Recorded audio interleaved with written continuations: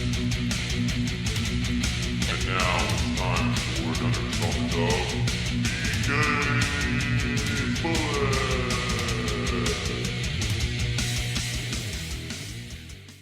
Hey everybody, and welcome back to BK's Bullets Video Game Edition. It's been a year, I think. We are back with my lovely video game co-host, Jim Ifantis.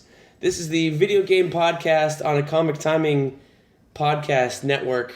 Yes. That has the same name as a video game, as a comic book YouTube channel, because Brent is too lazy to think about a new name. Your branding is only second to my own. My branding fucking sucks.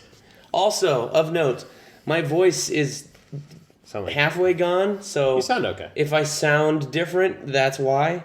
You should just let me talk. Yes.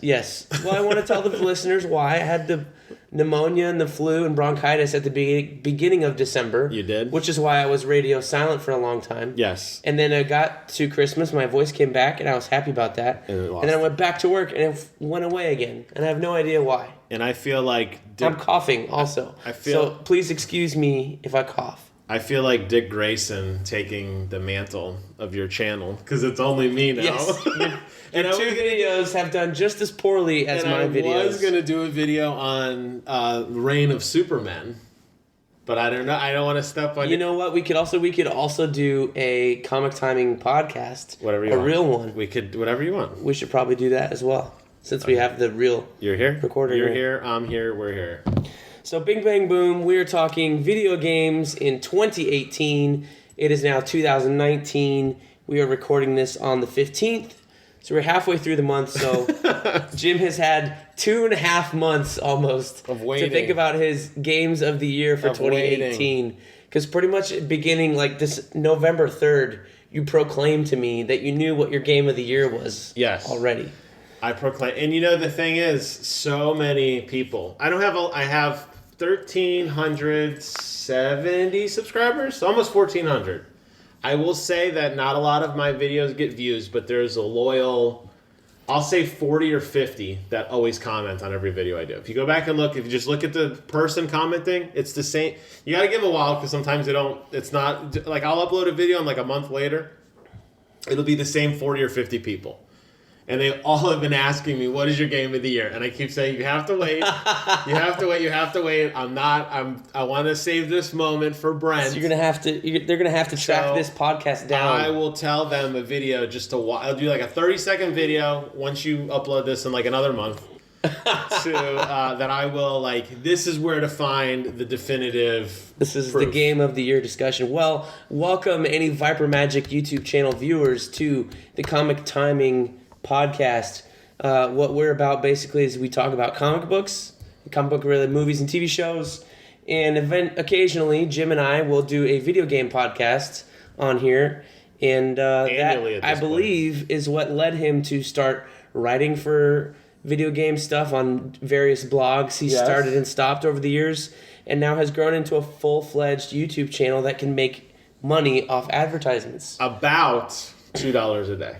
Congratulations, sir. That's $60 a month. Yes. That's almost a cable bill. Almost. You could almost afford cable. I can almost afford the $5,000 computer in which I do the videos on. Yes, so it's good. Yes, so I would say my origins trace back to you. So, 2018. What a good year. A great year for games. 2018. The year Brent Casina joined the Sony Ponies, the PlayStation Nation. Yeah, you became a Sony pony. You joined the PlayStation Nation. I'm very proud of you. I asked you. It was the worst unboxing video I've ever seen. I wanted to be there when you got it, and I said, "Please record it for me." I was going on travel, and you were like, "Hey, I'm opening this because Jim wants me to open it." It was like a minute and a half. It was the most boring fanfare. It was a PlayStation Pro. Boring. And you can find this on my regular YouTube channel. Don't even just bother. Search Brent Casino PlayStation 4. I'll give you. It's the most. It's 3 minutes long. It's me literally taking shit out of the box and going, "Here's the power adapter. Here's the controller. It was so Here's bad. the fucking giant. You weren't PS4 excited. Pro. You weren't You didn't pick up the controller and press the buttons like, oh, they feel good. Or like, oh, look at the smooth console. Oh, I But love there's the console. You were there's- just like, it's a box. I don't care. It's been out for 2 years. There's nothing to comment But it's on. new to you.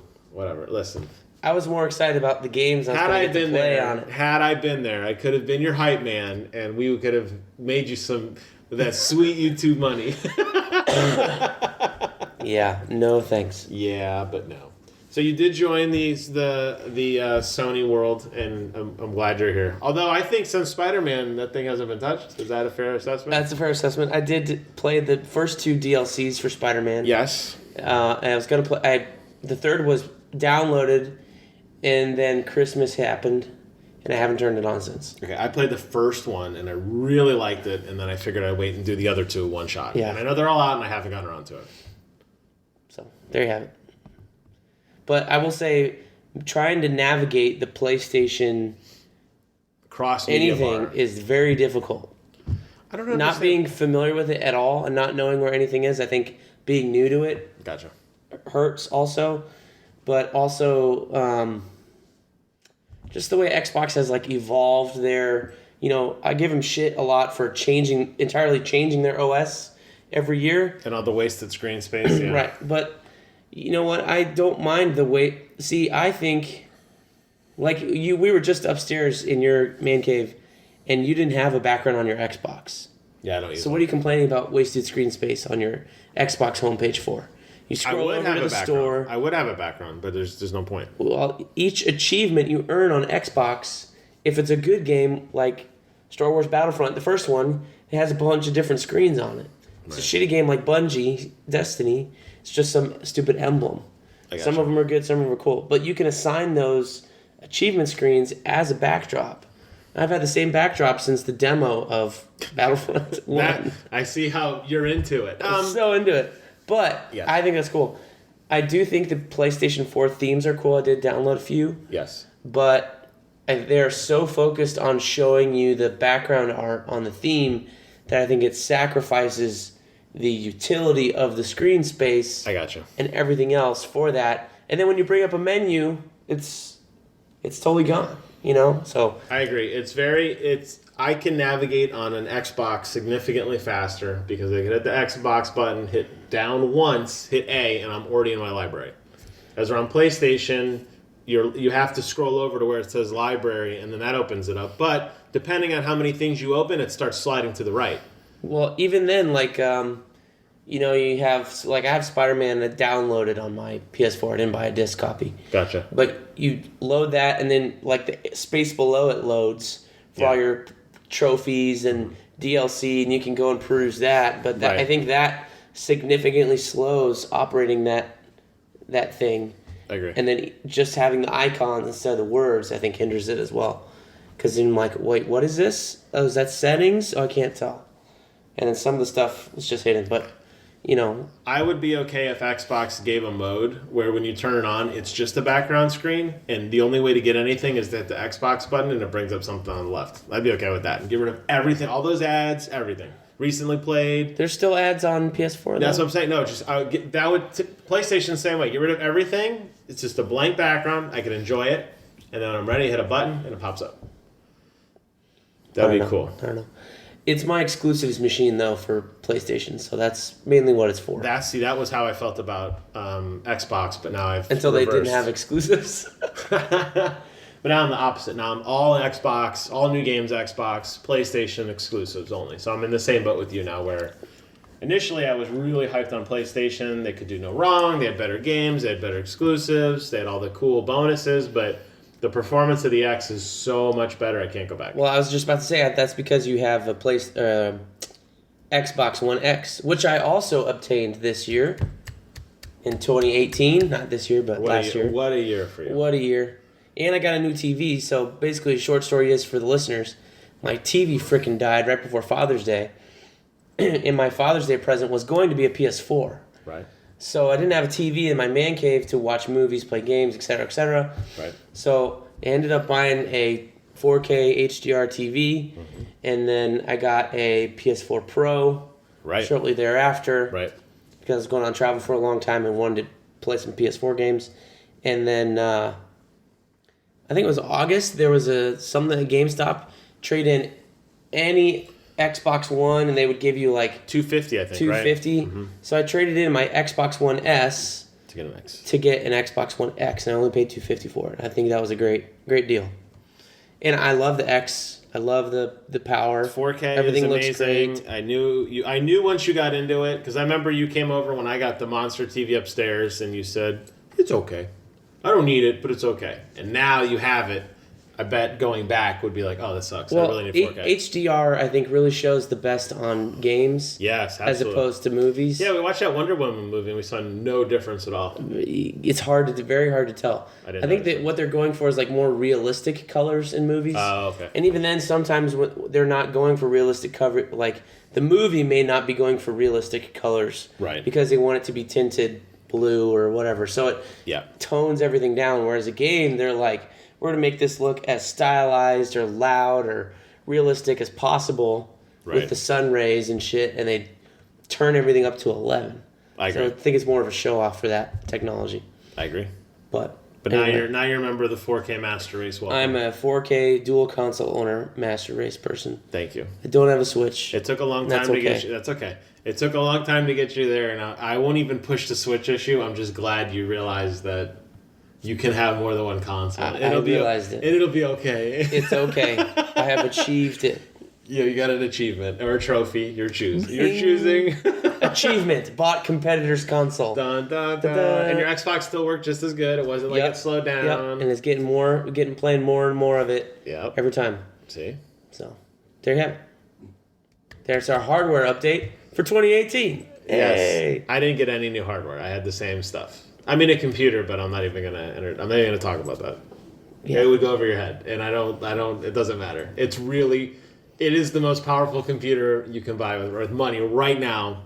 They're just about to come out with a new processor, but as of this recording, it's the best computer money can buy. Period. I can't believe you spend this money on computers. Me either. What a weirdo. You play it for 10 hours a week, maybe? No way. I play like the other night. You messaged me, and I felt really bad. We were playing Ark. You're on the PC. I really wanted to play with you, but we were just starting to tame dinos. I'm like, well, and then when I got done, I switched over, but you were gone. Yeah, it was late. It was a burst. You got to schedule it. Be like, hey, Tuesday at 7 o'clock. And I know you got kids, whatever. Like Tuesday at 7, we're gonna play. I was trying to lure you. Halo I was 5. like, hey, Jim, I'm here. Hey, play Hey, Halo. Jim, I'm hey. here. If you're like, hey, let's play Halo 5, I'm in. That's right. I didn't say come play Halo Let's with me. finish. Let's I just finish said, Halo. hey, I'm on. Let's finish Halo co-op. We're still waiting with Governor Sloan at level 3. I'm still in the Warthog, and you said I'll be right back, and I'm still standing there waiting. Well, Buck can wait a little longer. All right, so 2018. Let's get to it. You have a paper prepared. I have a list. I'd like to make my statements. All right. I wrote so many things down. I'm going to start worst and go the best. So okay? what do you have on this piece of paper first? All right, I got so much stuff. I'm not going to read Give everything. me an outline, an overview of how you want this to go. Okay, I'm going to go reverse order, but I'll tell you, here's the things I want to talk about. Game of the year. Okay. Best games of the year. These are experiences that I won't forget, but they were not the game of the year because there can only be one. Okay. Honorable mentions, which would have been game of the year any other year, but there were so many other good games, they got bumped. Does that make sense? So there's three. I'm gonna think of like silver, bronze, gold. Okay. Think about that.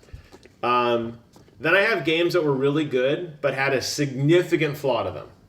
I didn't finish them, or there was something that everything else except for one thing ruined it for me, and they were demoted. They were like honorable mentions, right? Mm-hmm. Then I just listed all the games that came out that were to me just paint by the number games. We don't have to really talk about them, but I went through and looked at every game that came out in 2018. Okay. I wanted to make sure I wasn't forgetting anything. Then I have games that are just ass. Just That's different than worst games of the year? this is called just trash This games. sounds like 5 separate videos you could have done on your YouTube I channel. could have, and I still might. I don't know. And then I have games that I didn't get to play, but I think are really, really good, but I can't say definitively because I haven't played. I think you have so much stuff on there that we might not get to. Oh, I agree. That you should turn all of those into YouTube videos I may. separate from this podcast. But I want to name a few. I think the best place to start is the worst place. And I build disagree. up the hype. I think we should start with honorable mentions. Honorable mentions. And then what I want to do is I want to pivot around your weird, wacky list. Okay. So honorable mentions. These are games that were good, but didn't make the list. These would be considered to me silver medal games. These are games that I wrote. This is what I wrote. Honorable mentions, and then in parentheses, any other year. So these could have been had these come out this year, had they come out in 2017, they would have been game of the year. Okay, But they didn't make the cut because there were so many other good games. So I don't have a list. Well, do you? I have your fun ones. my fun ones. Okay, go ahead. Because my list is not stuff that came out in 2018. Most of it. Okay. Some of it is. Because a lot of the games I played were PlayStation games this year. Gotcha. But I will just say we'll save it for the end when we talk about your game of the year, and then I'll chime in on these other games as you discuss them. Okay, so go ahead and give me. You start. This is BK's Bullets. You are BK. Give me a game that could have been game of the year but isn't. Something you played that was like, holy shit, blew my mind. This game is amazing. And then you played your real game of the year and you're like, but it's just not quite as good. I really liked. Actually, no, you go. Okay, you're deferring. There aren't any ones here on the Xbox list that I'm like, oh man, these are awesome. This is okay. But they're just missed the mark. I'll give you my first one Because I have ones that are high up, right, and then I have the other games I played that were okay. You didn't have sub lists of sub lists. No, no, I don't. To me, a game that could have been a game of the year any other year is Spider-Man. Oh, what? It's not game of the year. It was phenomenal. Everything about Spider-Man. That's an honorable mention. That's not an. How long is your top list? No. That's like a silver medal. Spider-Man's like a silver medal. So is this like number 2, number 3, number 4? If I would, this would be a silver. So look at my list. Well, I'm trying to figure out This is a silver medal tier. Other podcasts and places have like a top silver. 10, a top 5. Where's this on that ratio? Number 3. Number 3. Yes, out of my top 10, this is my number 3. Okay, game. all right. Is that fair? That is fair. Does that make sense? I would put Spider-Man in my top 3 this year. That is for sure. I'm gonna put numbers next to I have. If we're going by that, I'll give you my top 7. But this is what I call silver tier. This is a game. This is an experience I won't forget, but not game of the year. Okay. Spider-Man. Number 3 overall. It was really good. I love the white suit. I love Miles Morales. As soon as I got a new suit, as soon as I got the Ben Reilly Scarlet Spider suit, I was out of that white suit. Fuck that noise. Phenomenal. Yeah. Everything about that game was good. The pacing of it, the way they did the side quests that actually mattered, that actually were supplemental to the story. The blue side quests. Any of them. Not the challenge. You liked all the different challenge tokens. The ones and where stuff? you went around and beat up like 20 guys without getting hit? No. I'm talking about like when you had to go around to all the weather stations because so the Harry Osborn the different collectibles, the check off the box stuff. Yeah, like when it started, he goes, hey, this looks like it's going to be a little, my adventure is going to take me in crazy places. I remember my old high school backpacks, and that was just kind of ancillary stuff, and then slowly that evolved into bigger and better things. Because it was like he was kind of starting off. Similarly, the side quests where you had to go do all the weather stations with Osborn, Harry Osborn, the kid, to help him out because they didn't want the funding to be cut. And like, it made sense. It's like, oh, I get why I'm doing this. And each of those things had a logical reason why it was being done. It impacted the world, you got experience, blah, blah, blah. I thought they did a really good job. Instead of Assassin's Creed or something where they say, here's the entire world, go forth, they gave it to you in a logical manner. And it really kept me motivated to play. What I really liked about Spider-Man is that all those completion things, the things to do other than the main story mission, is that they threw a couple at you. Yes. At the beginning, it was, here's some landmarks, here's some backpacks. Yep. And I went out and cleared all the backpacks and all the landmarks right away. Same. Before I went to the third mission. And then it was like, oh, now you got a camera. Now go do selfies. Right. Now go do selfies. Now go do, yes. The Osborn stations. Then there was the Taskmaster stuff. Which was awesome. The bases, all that stuff, the way it rolled out. Right. And the different crimes that were in the city, yes. 3 different crimes in each zone. I thought that was really, really cool. I agree.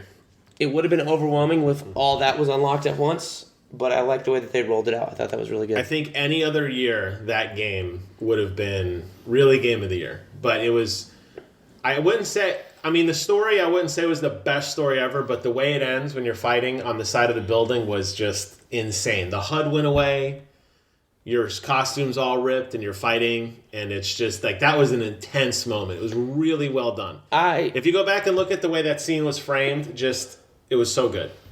It was really good. Really good. It was like I was standing up playing it like, this is freaking awesome. I am Spider-Man. I think the only downside to me, I like the twists and turns they had in the story. Yeah. The way they changed stuff, the way that they brought Miles in. Yeah. And you got to play as Miles and MJ, which weren't that annoying when you played as them. No, they worked out well. They're perfectly serviceable little missions and stuff. Yeah, broke it up. But to me, a longtime comic book fan, it was just an okay Spider-Man story. Gotcha. There wasn't anything fantastical about it or mind-blowing or genre-bending. Like, remember when you played Batman, the Telltale game?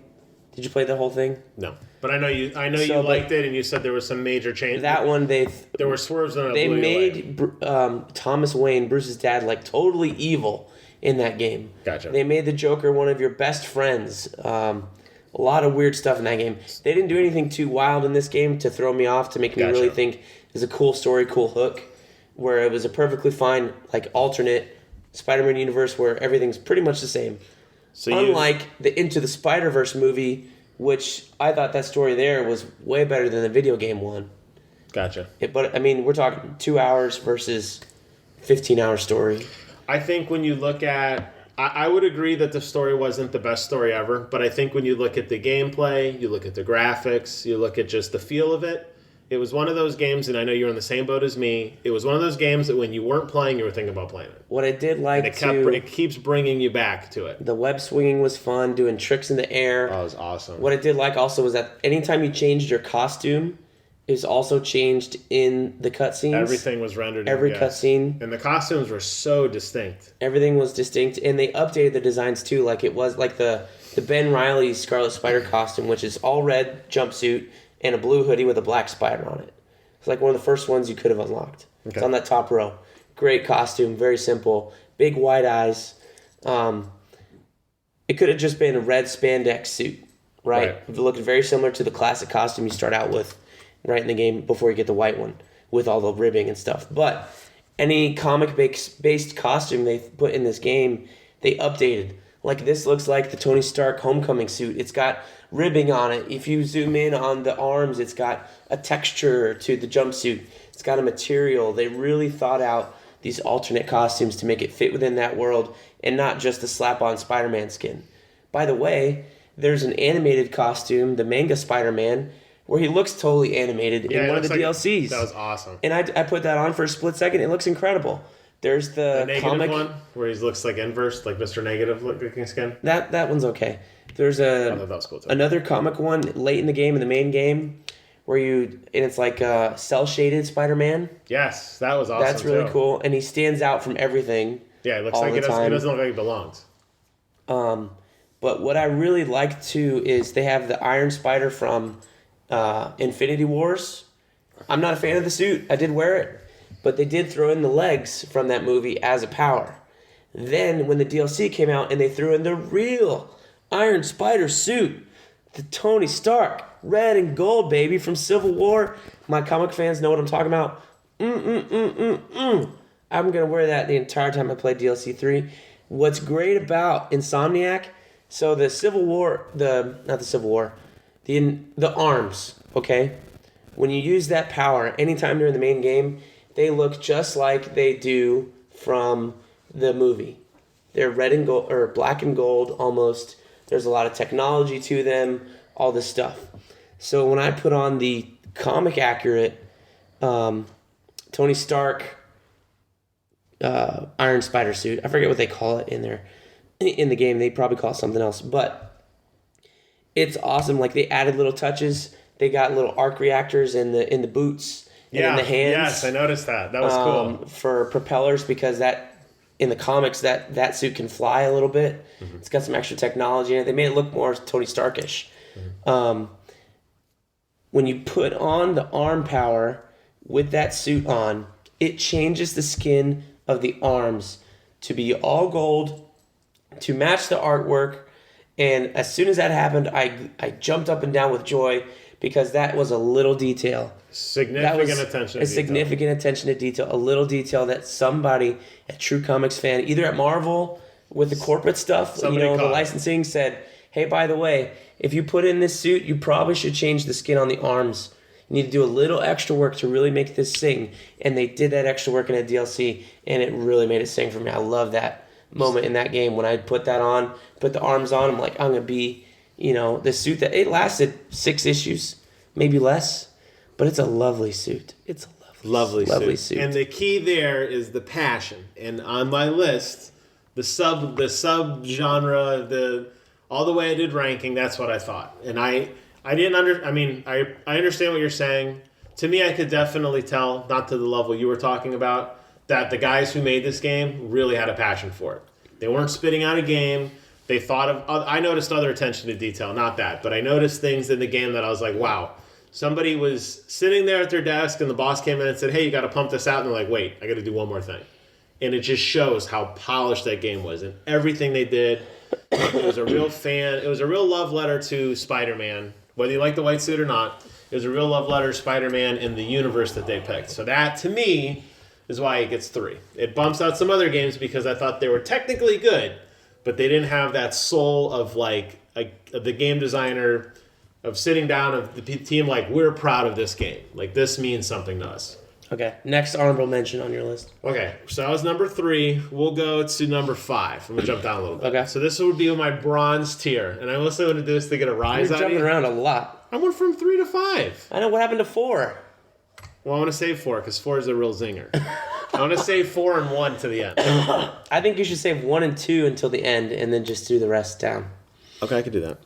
Number 4 is Red Dead Redemption, which you thought was going to be my game of the year because I told you how good it was, and it was really good. No, because I know that you haven't played enough of Red Dead Redemption 2 because you're still so wrapped up in Halo and other small Game Pass games that you haven't been able to play enough of it to really give it. The reason I quit playing, loving shake. the reason I gave up temporarily on Red Dead Redemption. Why do you roll your eyes? Get out of here. Go on. Temporarily. Never. It's been a while. When's the last time you played GTA 5 Story?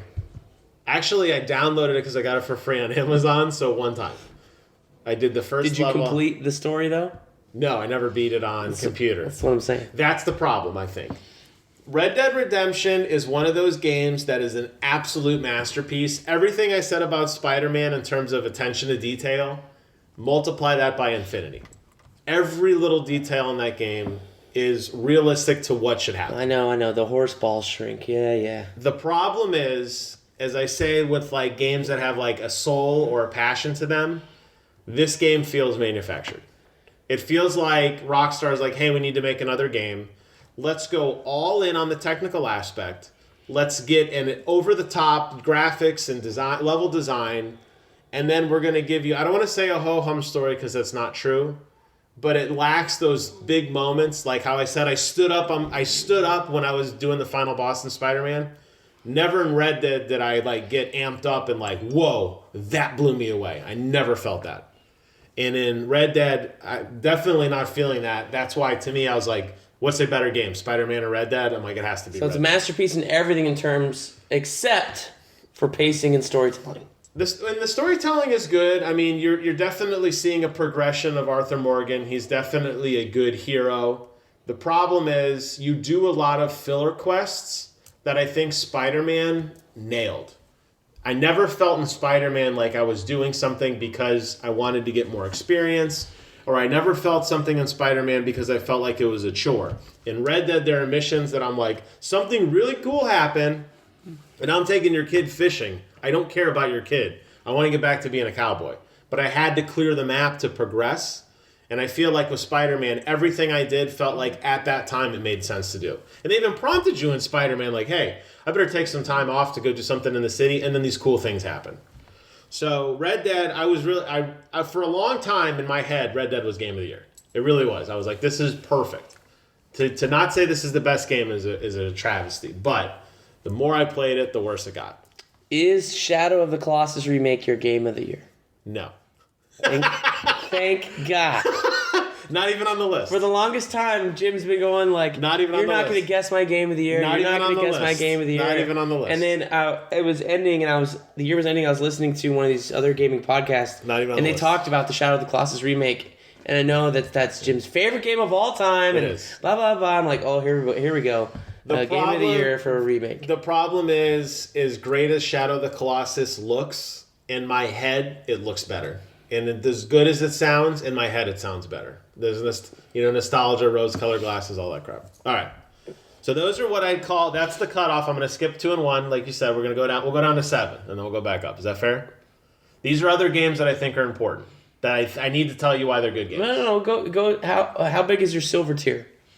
So that was it. 3 and 4? That was it. I had 2, 3, and 4. I skipped. So far, I've told you 3 and 4. That's Okay. it. You tell me which one I'm going to do. Let's jump over. Let's give me your worst games of the year. Trash.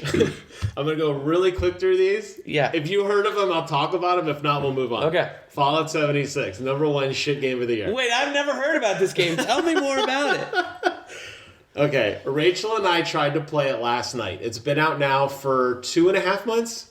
We loaded up the game. Her computer crashed. My computer loaded. There was a bug where I was only getting 20 frames a second. Well, fucking better. It's the best damn computer you could possibly put 20 together right now. frames a second. 20 frames. I'm getting 350 frames a second on Quake Champions. 350! You can't even process that much in your brain, though. I had to limit it to my screen, my screen only does only paltry 144 hertz. Okay? I lowered it to that. I'm telling you, Fallout 76 is so broken. It is such a disservice to the franchise. To me, they shouldn't make Fallout games again. They fucked it up that bad. I'm not kidding. This is a 2-year rush job of recycled Fallout 4 assets, right? Yes.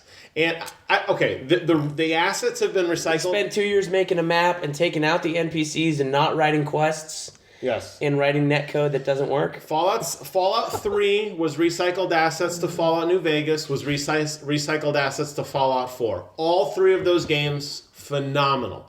The problem is, I think I got hyped. I think I screwed myself. I watched that goddamn NoClip documentary.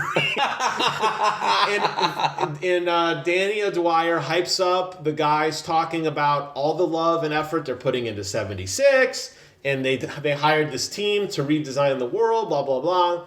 And I got thinking, how fun would it be to go off and scavenge the world with Rachel, with my friends, and play? And I can tell you that after about 20 hours of playing it, it's a broken hot mess, and I can't scavenge the world, and I still can't play. It's broken. It breaks. It crashes. The NPCs are non-existent, which I don't mind. But what I don't like is that the animations are broken, the sound effects are broken, the rules of the game do not work. Sometimes enemies will see you from far away, sometimes they won't. Sometimes enemies will engage you, sometimes they won't. Sometimes you'll shoot an enemy in the head and their head will explode and it looks exactly like you think it should. And sometimes the bullet's lost in thin air.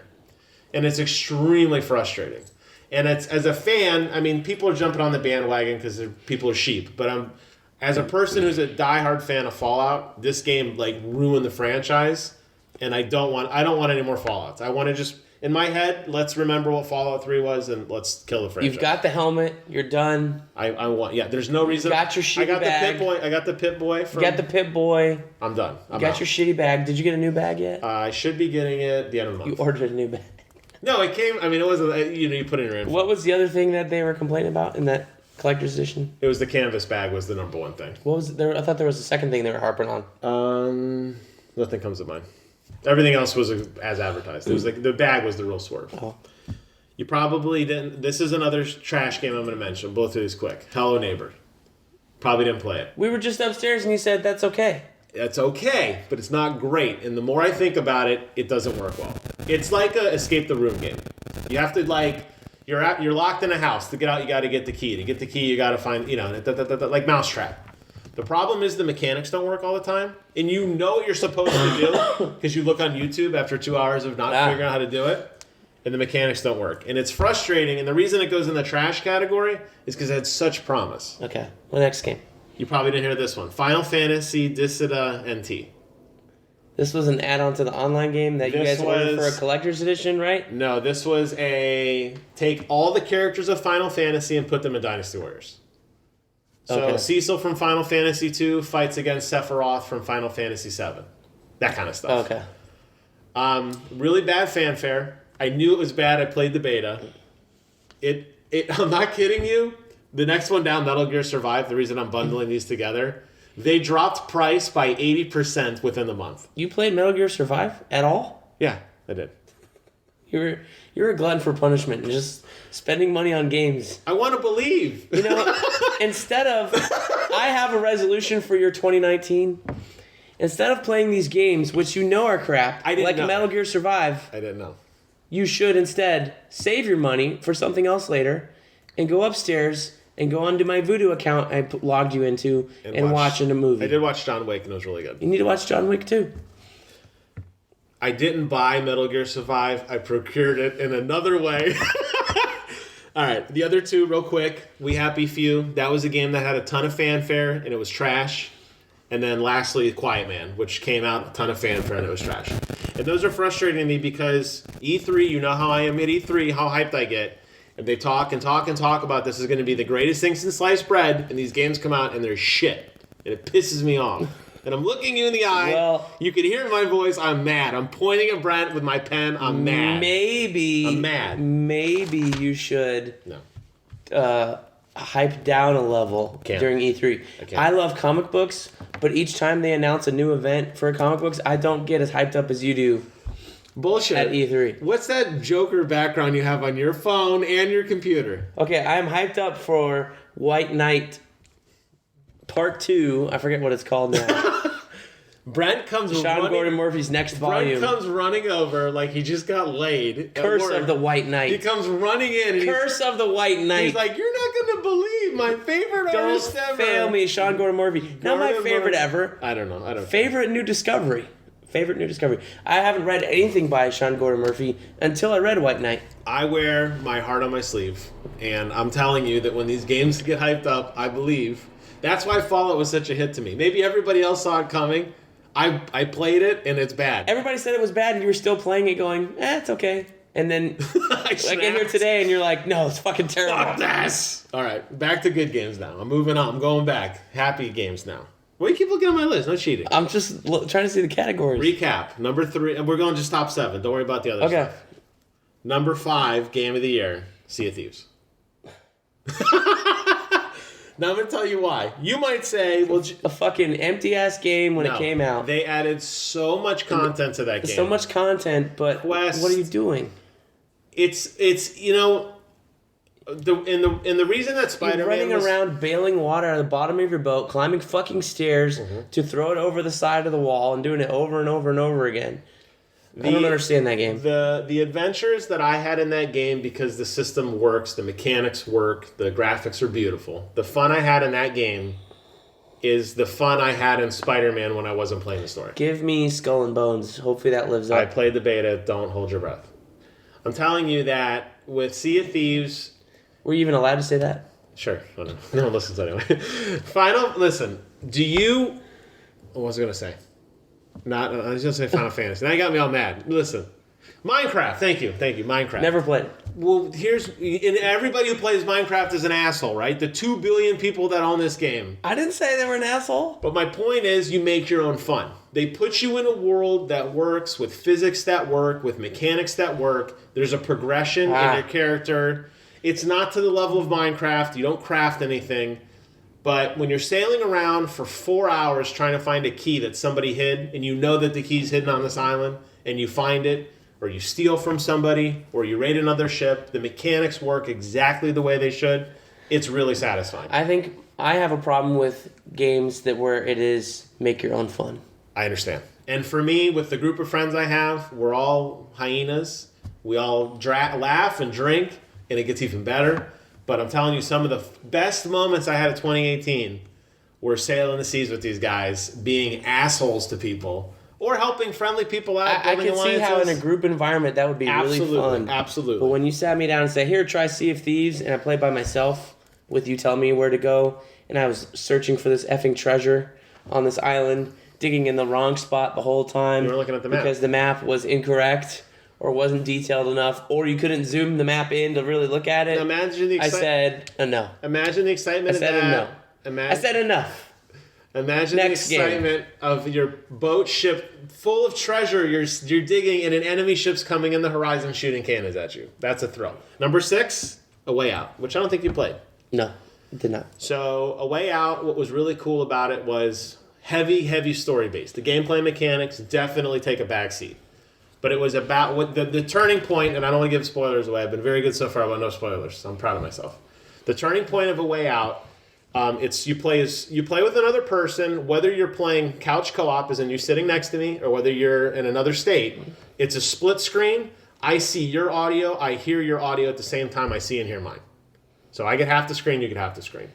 What makes that so cool is when there's a cutscene for you, there might not be a cutscene for me. And there's times that I have to navigate for you to distract somebody and I walk behind you or something like that. What I really appreciated about it, and the ultimate swerve, and something that, like, one of those moments that in 10 years from now I'll look back and say, this was a cool moment. The entire game, you are playing with your friend. You are trying to help your friend. You are both working towards a common goal of escaping this prison and all the adventures that lie thereon. And I'm being vague on purpose.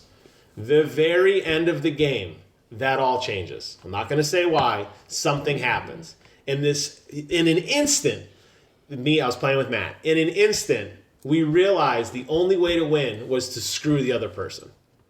And it's like, you have to press a button to do something, and nobody wanted to do it.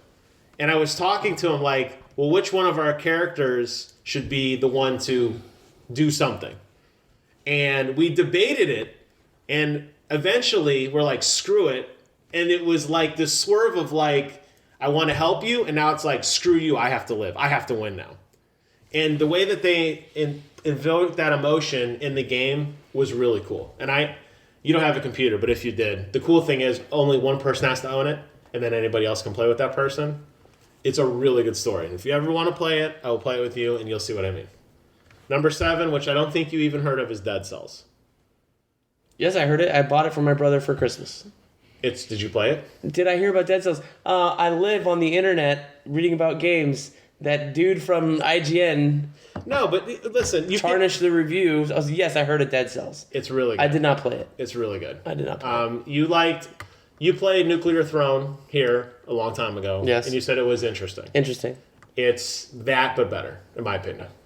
All right. So those are I went through 2 through 7. I talked about the trash games. Where do you want me to go next? You want me to go right to Game of the Year? Well, what else do we have? Other categories I have. Games that should have been candidates but weren't because of a fatal flaw. Let's talk about those. That sounds interesting. Okay. Number 1, Tetris Effect.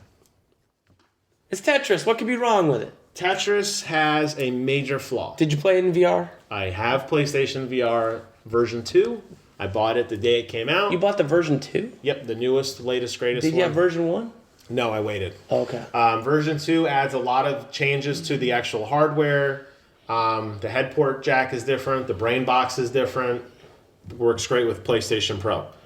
The problem is Tetris Effect. You saw the commercials. They play this catchy music. It's supposed to immerse you. You're supposed to feel like you are in the world. And every world is a different theme. So the opening theme, which you didn't play, we'll play later some other time. You're supposed to feel like you're in that world, and you do. The water, like when you're underwater, it's pitch black. As you start rotating the pieces, you hear bubbles floating. And then as you slowly start to build up your puzzle and trying to get Tetrises and all that kind of stuff, the world starts to come to life, and you see fish swimming by, blocking your field of view, and bubbles start to, it really starts to feel like you're underwater. And like, there's levels where you're flying over skyscrapers. There's levels where you're in a Mayan temple. You really feel like you're there. Really, you want to look around and enjoy it. The problem is, and the reason it doesn't make the cut, is the game's difficulty is wildly inaccurate and wildly erratic, and it makes no sense. So, unlike Tetris, where you start at level 0 and the pieces go down really slow, and then they go a little faster and then a little faster, in Tetris Effect, randomly, wildly, the game will just go to like speed 15, which is, you can't even react. And they force you into... because everybody's played Tetris for 30 years. They force you into this Tetris mode where everything's supposed to be slow motion. but it really is immersive, and it really breaks the immersion. And it was like, I remember sitting there thinking, like, this sucks. Like, I was playing, I was really into it, I was gelling, I'm like, oh, I want to keep playing, one more level. What's the next level? Because they all morph into each other. And it's like, the music's getting really intense, and like, I'm tapping my foot, and I'm smiling, and I'm really enjoying it. And then suddenly you hit this difficulty spike, and it takes you 2 or 3 turns, or 2 or 3 hours to just basically limp through it. And it's like, oh, like this, you didn't have to do that. You could have made this just a chill game, and it would have been much higher praise than that. And that's frustrating. Next game. Detroit Become Human. Really, really amazing story. Very heavy story based. Mr. I love stories. You have a PlayStation. You should try it. Everything's phenomenal. The first scene, which has been played to death, but it's one that really needs to be talked about. When you're playing with the robot, the female, she's a house. They're all maids, and it's about robot rights. It's a little preachy towards the end, but that's okay. You're watching a dad domestically abuse his daughter, and you have the option of intervening or not, because your programming tells you not to. You know, as a person in your heart, Brent Cassina, this is screwed up. But you have to, like, break through that wall, like, pressing buttons, and your character literally breaks through this imaginary grid that they're not supposed to go through. And it's one of the most intense scenes. It's like, it's real, like, I remember finishing and looking at Rachel, and, like, we were, like, shaking. Like, we gotta take a break. Like, it was, like, heart-pounding. Because you hear the kid screaming upstairs, and you're like, holy shit. You're trying to, like, break through to go upstairs to save this kid. We actually, through the events, oops, the dad died. We shot him. Well, the kid's homeless now. Oh, well. Not everybody has that, though, No, right? The problem is it got way too preachy at the end. I get it. We're in a crazy political time. You like Trump. You don't like Trump. You like the wall. You don't like the wall. Irrelevant. The problem is they put so much of that into the game, and it's so clear. I mean, it's not to the point that they have a character named like Donald Trump kind of thing, but it's so clear that it's like you took a really cool idea and you inject so much of this message, whatever your message is on human rights or your ethics or whatever, that it overshadows the game. And it's like, oh my God, we're well beyond satire now. You might as well just stop the game and just give me a 20-minute speech on your opinion, because that's really all you're doing. And it got way too political. And I'm like, this is like, you're breaking this cool story you've built up of these robots fighting to be, human, become human. That's what they want. They want equal rights, which is a really cool idea. You start interjecting so many things in there, and I'm like, okay, here's the part where we have the huge race issue, and here's the part where we get political, and here's where the country divides. Wait, are robots racist? You got to find out. Are robots racist to other robots of different races? They try. Do they make black robots different than Asian robots? They start fighting, and there's infighting, and you have to work through that. What? And I'm like, this is it. It could have been. The purple robots don't like the pink robots? There's definitely robots that look down on other robots for specific reasons. And I'm like, what is... So that moment I saw, that heart-pounding moment running up the stairs, is this kid still alive? Because she's not screaming anymore. Oh my God, were we too slow on the button prompts? Did she die? Oh my, we were trying to save her. That, oh my God, that intense moment. Fast forward 2 hours in the game, and I look at Rachel, I'm like, this game sucks. Aww. And she's like, yeah, it's really losing its edge. Octopath Traveler. Whoa, Brent just left. What? This was the game for Switch all year long. Everybody's talking about this game that looked really boring to me. Soundtrack phenomenal, gameplay phenomenal. Where it hurts is that even though I don't care that the characters didn't talk to each other, it's that it didn't make logical sense. Can turn-based games work nowadays? I think so.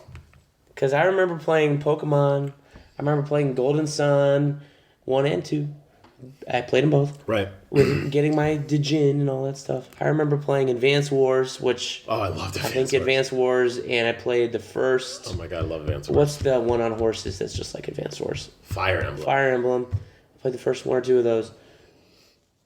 I thought those worked on handheld. I don't know if it works, that type of game, turn-based strategy or RPG, whatever, works on a big scale. And I know Switch can be smaller scale. Right. But I don't want to play it on my Xbox. I gotcha. I don't want to play it on my PS4. I gotcha. Because I think it's boring. Times are different. I agree that there is definitely a genre for it. There is definitely a niche. And I agree that it does come off as boring, especially when they didn't voice act everything. Nintendo does this where they take these shortcuts. where a character will have a whole dialogue, like you have to read the words, but they'll have one voiceover of them saying, or okay, and it's kind of the inflection of what they're thinking, but it doesn't spell it out. So it could be like, the text could say, hey Brent, how are you doing? Come into my house. And then you'll just hear a voiceover going, hello there. And had they made it more voice acting, I think it would have helped. It doesn't have to be CGI, still frames work, but you have 8 very, very distinct stories. Very, very cool. All of themselves could be standalone games. All of them inspiring, interesting. The woman who wants revenge on her dad, trying to find out who killed her dad, so she becomes a prostitute. The knight who is, he thinks he made a fatal mistake in a battlefield, who goes into drinking and becomes a social recluse. The little girl who wants to go see the world and become a trader. All fascinating. But when they're all standing next to each other and nobody's talking to each other, you lose out on that character building of each other. And they all had flaws that I think they could have helped each other with. And, you look at like a character, you look at like a game, like Game of Thrones or something, what works is the interaction. Oh my God, what happens when Jon Snow meets Cersei? I want to see that. But if Jon Snow is just looking at you directly in the camera and Cersei's standing 2 feet to his right, looking directly at the camera, and they're not interacting with each other, you just see these like, that was a cool moment they pissed away. And the whole game just falls apart. Never beat it. Just kind of got boring. So those are my games that were honorable, could have been games, but had major flaws. I think if you had taken Tetris Effect and you had fixed that issue, Detroit Become Human, and made it less preachy, Octopath Traveler, where they interacted, I think that those games easily would have been in the fray for some of those Game of the Years, but none of them made the cut. Okay. I'm going to throw some games at you that I played this year. I'm ready. And these are not games I loved. These are not games I hated. Games. These are games that I played this year. As you know, I don't play everything as it comes out. I take my time. Right. And, Right. That time is precious. And I get a lot of games at Christmas time and my birthday. So usually the games I get at those times may be a little old. So a game I played this year, Wolfenstein 2, The New Colossus. Shit. It was fine. I disagree. It was fine. I almost put it on my. Actually, because it didn't come. It didn't come out in 2018, did it? Or did it? It was 2017. Okay. 2017, the fall prior Gotcha. to the beginning. So what I really liked about this game is, well, I don't know. I really liked the twist in the middle. See, I disagree. It really took me by surprise. That was took me by surprise. I laughed and I checked out. I was like, is the game over? It should have. And then, whatever. What I didn't like is later in the game, you get these really late in the game. The powers. Like really late in the game. Those powers. You can burst through walls or shrink and crawl through tubes. Or Still Leg Man. Stilt Man. Yeah. Not all, not 2, not 3, just 1. Yep. And each level after that has some paths that you can use or there are some where you must use. And I chose the crawl through tunnels shrinks one. And I got to a spot where for 3 days, I know exactly what you're talking about. I was stuck in one spot. I remember I showed you. Once I figured it out. I charged right through it. Yeah, you just take the yellow pipe around the perimeter and I just blew right through the grate. It was not clear what the hell you had to do. And that was a fatal flaw for that game. Everything else I liked, going to Jupiter or Mercury, wherever Hitler was. That was fun. Interesting. That game to me had an identity crisis. I did like the beginning where you're like hurt from the first game or whatever, and you're like slow. in the wheelchair. You're very slow. You only have half your HP. What I also didn't like about that is like they wanted to make the game bigger, feel bigger, and that's fine. You could have done that in scope, and I think they did that in the regular levels. Another fatal flaw for that game was the HUD. This giant submarine you had to navigate around. Yeah, the map world. And it took forever to find anything because there's 4 levels. They never really told you where anything was. No clear map. It was a waste of time, that stuff. I agree. I think that game was a major disservice and is a major step back from the first one. Batman Enemy Within. This is Batman Season 2 of the Telltale game. Rest in peace, Telltale. Did you experience any of those weird Telltale bugs that they always... everyone bitches about it. I don't know what they're talking about. So, Telltale, I've always had a policy of wait until the final episode's released, at least, to buy it. I did it with Walking Dead. I did it with Game of Thrones. I did it with Batman because I like to play all of them basically, like all 5 episodes, whatever it is, in a single week. because I want to get the whole story. I want to get it at one time, and I don't want to forget which happens. I know they have reviews like this happened last time. You chose this. You chose that. That's fine, but I really like experiencing their stories in one bite, and then I can make a good judgment on whether the game was good or not. Batman Enemy Within. You liked it? Okay, I liked it. Was there room to make a third Batman, or is it pretty close? Oh yes. So Batman Enemy Within basically is so at the end of the first season 1 of Batman, definitely worth playing. My game of the year for whatever that was. Yes, 2015, 2016. I remember you told me that. You find who the Joker ends up like the prequel to the Joker. Okay. A guy with a white face, John Doe. He's not the Joker yet. He's not a psychopath. So in this game is basically there's other stuff going on, but the basic gist of it is you're sending the Joker on a path. You're sending John Doe on a path that's going to make him become the Joker. Gotcha. You can either send him on a path where he's totally bad by what you say. You can send him on a path where he wants to be good, but then ends up getting all that mixed around because he's a little messed up and becomes a Joker, which is ultimately what my story took So really place. phenomenal writing that you really felt invested in. Really invested writing, but it didn't have the huge, oh my gosh moments that twisted the lore that the first one did, I think because it was a sequel, Gotcha. right? So when they made Thomas Wayne this master of Arkham Asylum and injecting patients with weird chemicals in a monster that was married to the mob, basically, in season 1, Right. that was a huge, oh, what the fuck is going on moment in Gotcha. Batman's life. But there were some choices in season 2. There's a choice with Alfred that was very momentous. You had to choose whether or not you wanted Alfred to stay with you or leave. Very contentious decisions in that game, so I did like that. Dishonored 2, I got bored with. Beautiful. I think that was my game of the year when it came out. I played Dishonored 1, I got to the last level and got stuck somewhere, never finished it. I tried to play Dishonored 2, and I got really bored with it. I don't know why, it didn't speak to me. Just didn't sing you. Just wasn't singing. I didn't play as the girl, I played as the guy, because I wanted to play something similar to the last game. Yeah. And there was something with the powers, I think the slow rollout of the powers, or just I felt like maybe the AI was turned up a little too high on the normal difficulty.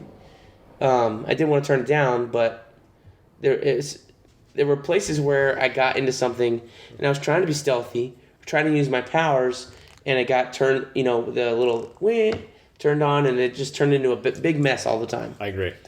Yeah, that game definitely did not have good. It went from nothing to catastrophic in seconds, and you couldn't go back. Yeah, exactly. And the enemies spawn infinitely. I don't know if you ever noticed that. If you're you fight into a corner of a room and you're I'll just fight these guys and walk out. Right. They just spawn behind you, around you. It felt cheap. So, I agree. I think I got 4 levels in and then gave up. I'm not going to go back to it. And I don't think they're going to make any more, which is no, it's sad. unfortunate. Bethesda's hurting right now. Trials Fusion I discovered this year. A fun game. Did you play the one with I don't remember what it was, like 80s? I didn't play the 80s one yet because I haven't beat Trials Fusion. They're all the same, but does Trials Fusion, do you ever get any weapons? No. Okay, so in the 80s game, about halfway through, you get a machine gun. Interesting. And you have to shoot targets before you ride your motorcycle through them. That sounds complicated. It was, and the problem I felt, I'm curious if you thought this way too. I would do the exact same thing, and I mean the exact same thing because the game would just drop me from a skylight, and I'd have to. And every time the physics, it was not consistent. Like I dropped. It is consistent, but it's super precise. You know how I'm complaining about rally racing games? How I can't drive these fucking cars because it's super precise, and you're like, well, if you get a wheel, this might be better. The analog sticks on that thing are super precise. Where your guy is when you're using the right analog stick, is super precise on his weight distribution. I'm sure they calculate the CG on that bike to the third decimal point, and that affects your physics. I'm talking about the level starts. You put the controller on the floor, and three times 3 different landings. No, it should be the same. Well, wait till you play the 80s one and then get back to me. Lara Croft, God of Light. This is the top-down co-op game. Is there another one called Osiris? And it's Osiris. Similar? So this is the one for 360. You play as the Mummy or Lara Croft. You can play as a whole bunch of people. I played by myself, so I played as Lara. You have to keep switching characters, right? No. Oh, so not at all.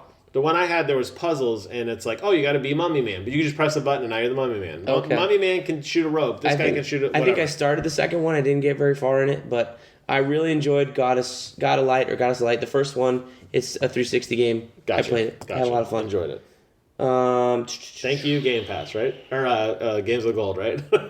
Yes. No, you would have bought that on your own. Star Wars Battlefront 2, a massive disappointment. Oh, you're right. I really was Massive into it. disappointment. I played it for the story. Because this was the one everybody complained about Battlefront 1 not having a story. I was like, yeah, I wouldn't mind a story. Your friend, Mr. 4.0, Mitch fucking Dyer, No. dropped the chalupa again, what an asshole, and wrote a shitty story. The problem with Battlefront 2 is it was marketed one way, Yes. and the story went the exact opposite way almost immediately. You said. Battlefront 2 is marketed the story as you're going to be an Imperial officer, an Imperial badass. Yeah. You know why Boba Fett is so cool? Because he's a badass. He does whatever the fuck he wants. I agree. I thought you got to do that in this game.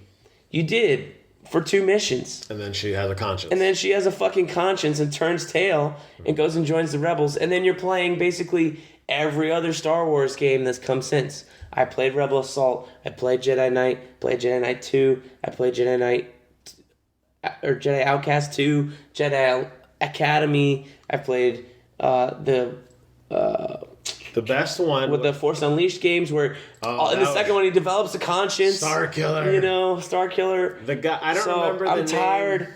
If you're gonna take an approach, Yes. stick with it.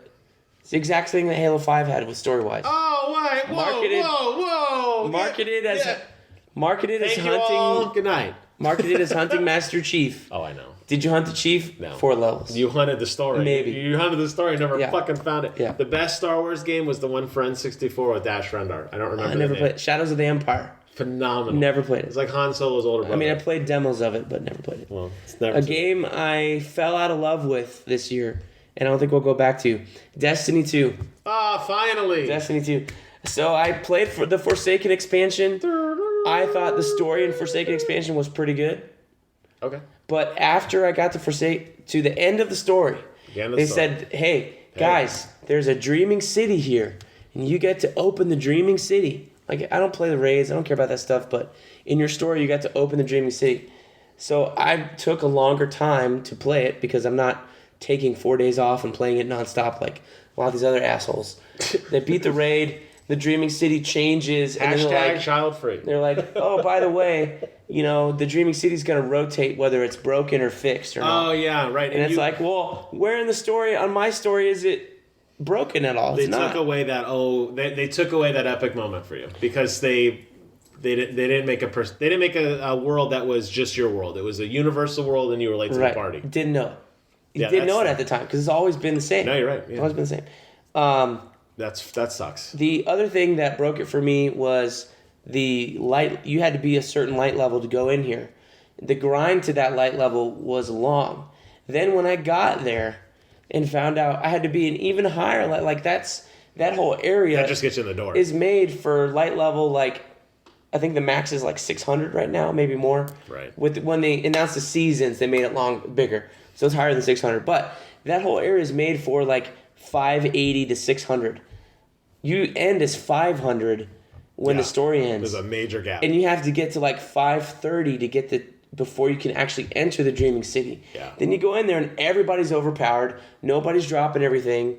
So they turned this little grind to get from 500 to 530 Right. into a massive grind to go another 50 points now, where I would have had to have played for hours and hours and hours and hours, and then not only that, not just playing, but strategizing. Oh, I gotta do this first. I gotta do that first. I gotta, Destiny turned into this, instead of just rewarding you for playing, turned into a strategy. Right. You gotta do your dailies, and then you gotta do your weeklies, and then you gotta do this, you gotta do that. But don't do this; it doesn't reward it at a certain Because time. if you don't keep up, you fall behind. Yeah. And no, I understand. So at that point, I said, "Fuck you guys! If you're gonna have this whole big area, this end game for solo players is what this was supposed to be. Right. Is if you don't want to play the raid, come over here. We'll play. This will be end game content for you. But if you're gonna make that so difficult to get to for a casual person, You're out. I'm out. And I'm not casual. I'm playing, 4 nights a week. Yeah. 4 or 5 nights a week after the kids go to You bed. have a life, and you can't have a game that's a job. Yes, exactly. Do Seems like it was made for streamers. with Bungie now breaking away from Activision. It's going to get even worse. With Bungie breaking away from Activision, Destiny 3 is announced. I think it's going to fall flat, and I will not buy it. I think the hype is gone. They've fool me once, fool me twice deal. I'm not buying Destiny 3. I liked the way Destiny 2 was when it came out. Because it was more casual, it was less hardcore. Gotcha. And they were doling out, stuff was coming out, you know? I think the one thing that they didn't do right was they have all these vendors around the planets in Destiny 2, and you go to these vendors and they give out shit gear. Right. Those vendors' gear should level with you as you progress, in my opinion. I agree. In Destiny 2. It would force you to go play the force you to world. stay on each planet, get a bunch of coins, get a bunch of collections Load up and from move all out. these different gear, and then, you know, go around and you could still do all your dailies and stuff like that for even different gear. But instead they want to keep those guys giving out green gear that's worthless and doesn't help level you up after you get to a certain point. Then they're useless at that point. It's a simple formula that they put this obnoxious progression wall behind, and I know exactly what you're talking. What you're saying is exactly what I could play. So I'm not playing Destiny 3. The story never grabbed me. The story never made sense. It still doesn't And make sense. obviously they are never going to make sense of it. So yeah. sorry.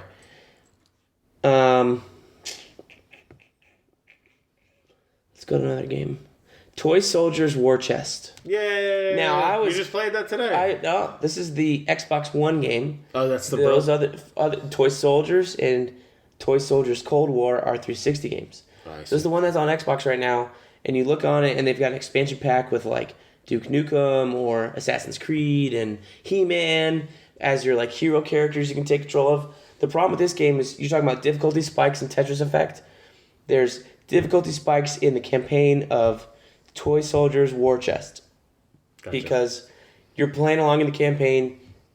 You start off as the World War I guys. Mm-hmm. Then you move on to a different set of people. You got different units that basically do the same thing. Yeah. But they start throwing dragons at you and all this other stuff, and it's just wild about which units and enemies come at you. There's no There's no single line of progression. There not even a slow exponential progression, like Gotcha. not X2, but X. You know, one of the So longer it's just, ones. it's just wild. And It spikes. uncontrollable. I understand. It spikes and it gets out of control real fast about 6 levels in. I don't know if I'm ever going to go back to it, and I'm bummed. That's how I feel about Tetris I'm Effect. bummed. It was a cool idea, and then they just ruined it. I loved playing Toy Soldiers Cold War. I love the tower defense genre. Those are fun games. This was basically the same thing, and I'm bummed I'm not going to enjoy the rest of it. Rest in peace, Toy Soldiers. Overcooked.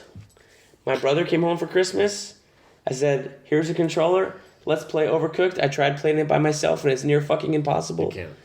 And with 2 people, that game is a lot of fun. It is. So much fun we It's had. simple, but how far did you get? We played for one night, and we got through maybe more than a third of Did all the you get levels. to the level where you were driving and it was a food truck that ripped in half? Yes. That's the hardest level. That is the make or break moment of Yes, I Overcooked. think that's the level we got to. That level, you have to start grabbing food and throwing it and staging it and like, okay, when we split, you got a task It and was I got really late in the game we discovered that you Yes. could actually dash Yes. and stuff like the that. dash and So, throw food. I think if he ever comes back home, we're going to play this again. It's a fun party game, but you really do need a group of people to play. Crash Bandicoot Insane Trilogy. Garbage. Hard to play. Boring. Hard to play. They updated the graphics. I don't feel like they updated the controls. I felt the controls were sloppy, and I got very bored with that style of game. Because, like, you know, I never played all the Crash games, so I'm interested in playing all these just to say I did. But seems like where you jump is so... I complain about Sunset Overdrive being so precise. You got to be right next to the rail, just on the rail. There's no forgiveness in You're it right. It was to very- be able to grind. There's no forgiveness in this first Crash game because I haven't played the second or third one because I'm still trying to play the first one. Right. I got to this level where you're jumping up a tower. Boom, boom, boom, boom, boom, Yeah. boom, boom. It's like at the very end of the first world. I don't know how You many have to worlds keep there are. you have to keep jumping on more bouncing boxes. Yeah, yeah. I get there, and then you get all the way up to the top, and I think I'm done. No. You got to jump across all these different platforms with these unforgiving guys with the shields and all this other shit. And when you miss, you go right back Right to the back bottom. down to the bottom or die, and it's like, fuck you. So I agree. don't know how I'm going to do that. I don't know. It's not rewarding. Crash is one of those games that if you play it for 5 seconds, you've played the whole game. And Mario's the same way. The difference is, I feel like Mario at least had some fun to it, and it felt like you were in control. But at least Mario, you could. It wasn't as unforgiving as this, though. Agreed. Yeah, this game I think is. I think the fixed camera does this game no favors. Maybe. And then I'll shut up until we get to the game of the years. No, I think that's a good. Because I have 2 more that I want to talk about, and then I'm done. Your drum roll. These are your last 2? No, I'm saved the last 2 till we get to your 2 and 1, and we'll do my 2 and 1. Okay, so you're ready for my game number 2. Is that what you're telling me? What else do you have? You had Fatal Flaw, you had Trash. I had games that I just felt what I call were like serviceable games. So these were games that just came out that were like not great, like sequel games, your annual dump games, your Battlefields, your Far Cries. A lot of. How was Battlefield? Well, you never played the Battlefield 1 stories. Yeah, I don't care. I was going to ask about 5 stories because I did play Call of Duty World War II. Finally, which came out last year. I've never. And I thought that story was pretty good. I thought that story was is worth a try. Major props to EA DICE for allowing me to uninstall the Battlefield 5 story and only play the multiplayer. And I thank you for that. Battlefield is. It's kind of like it's becoming more annualized. It's not every year. It's like every other year. This one takes place in World War II now. It'll be interesting to see next year if there's a Battlefront 3. Ooh, yeah. Because that's kind of what they've been doing. Where do they drop It was Battlefront, Battlefield 1, Battlefront 2, Battlefield 5. Yep. Which means this should be a Battlefront 3 Or year. Titanfall 3. You're right. Yeah, I feel like with those shooter games, it's eye candy. It looks great on an ultra wide monitor, and I love it for that. That's the game when you were over last time. That's the game that I show you, and I say this is the tech demo for PC gaming. When you want to see what an amazing game looks like, this is what an amazing game looks like because that game looks phenomenal. It's photorealistic, very high frame rate, very low input latency, beautiful, pretty game. But it doesn't do anything spectacular. It didn't blow me away like a Spider-Man did or like a Red Dead Redemption. It didn't do anything that was like, whoa. And I think, as I said earlier, I kind of got away from it, but I go back to like the game that has a passion to it. And I'm not talking the lead designer standing on a stage and screaming. Just, I feel like this was a paint by numbers. Like, oh, so you want to make a Battlefield game? Well, you're going to need a shotgun, you're going to need a machine gun, and a hill to capture. And it was just like, there wasn't anything original to it. Even Call of Duty this year, hey, we're going to make a PUBG clone. Well, yeah, that's been done. PUBG did it. Fortnite did it. Paladins did it. There's so many other games that just, like, they did that. So as I was looking through, this was, like, the middle part of my list. These were games that I felt that were, like, just serviceable. Ashen and Below, which were really hyped up. Below's been hyped up for 5 years. It came out. It's a cheap version of Dark Souls. It's like Dark Souls very light. No story, no sound effects, little pixel guy walking around. You die often, you die early, you have to fight your way back. And people played it and they're like, this would have been really cool when Dark Souls came out and it was like, what do you mean I'm dead? You mean I lost all my shit? Yeah, that's what I mean. That would have been a great time to debut this game, but we have matured as gamers, just like how you were saying, hey, can turn-based RPGs exist today? Maybe not, I don't know, but this game definitely has no business being here. So you have a lot of games like that. You said Pixel and I fell asleep. Sorry. Forza Horizon 4. Everybody's the best Forza ever. It's a racing game. It's done. They've milked that franchise to death. The only redeeming thing of Forza Horizon 4 is the Halo level. WWE 2K19 paint by numbers. Hitman 2. Warhammer Vermintide 2. The Crew 2. I thought you liked Vermintide. I did, but it was after I did a review, I gave it a 9 out of 10. I stand by that. It's a great game. But after you play it for 9-10 hours, it's just repetitive. You beat the main story, there's nothing left to do. There's no point to go back. Well, that's okay. I agree. But the way they build up that game of they lock stuff for like later on, it's basically they took Skyrim and they said, we're going to make this first-person combat where you're going to fight hordes of enemies. It's going to be hard at first, and it's going to get a little easier, then a little easier, then a little easier. Once you get to a certain point, there's no reason to play. You're one-shotting everything. You're getting all the treasures. You're just like, you're bored with it. Like it's almost like anti-Tetris effect in the difficulty. So to me, those were games that were just like, eh. And I feel like Moss should be a game everybody's talking about. But really, when you look at Moss, that's the VR. That's the real. If you remember, we bought VR because Rachel wanted Right. Moss. That was the reason we bought VR. Did Rachel play? She played it and she said it was okay. She goes, "It's a 3D platformer." You told me that after E3 last time, and I went, But that doesn't sound like a VR game that you should buy. They hype up the character as if it's going to have some emotion to it. It's this little scrawny rat with a sword arm that you really want to root for. I'm telling you, Ori. It never Play Ori. happens. Celeste. play Ori. Celeste. Play Celeste. You'll delete Ori. All right. So I'll talk about some games now that I thought I was late to the party to Okay. and totally missed the train on. I have games like that too. And but ones you're playing now, or ones you want. the to ones play. I played this year that I just finally played, years old, But you're ready. But new to you. new to me, But not ready to come. and Not ready playing to them so many years later did them a disservice, or it made it easier for me to see the flaws Yes.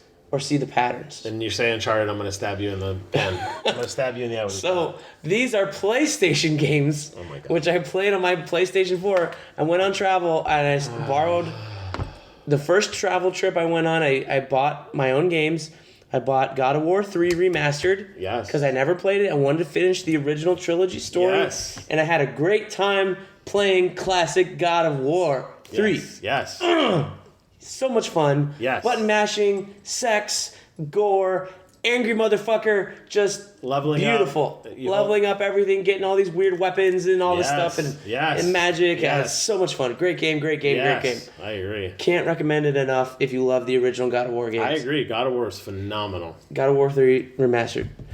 And then I went into the Uncharted Nathan Drake collection. They look good. They look good.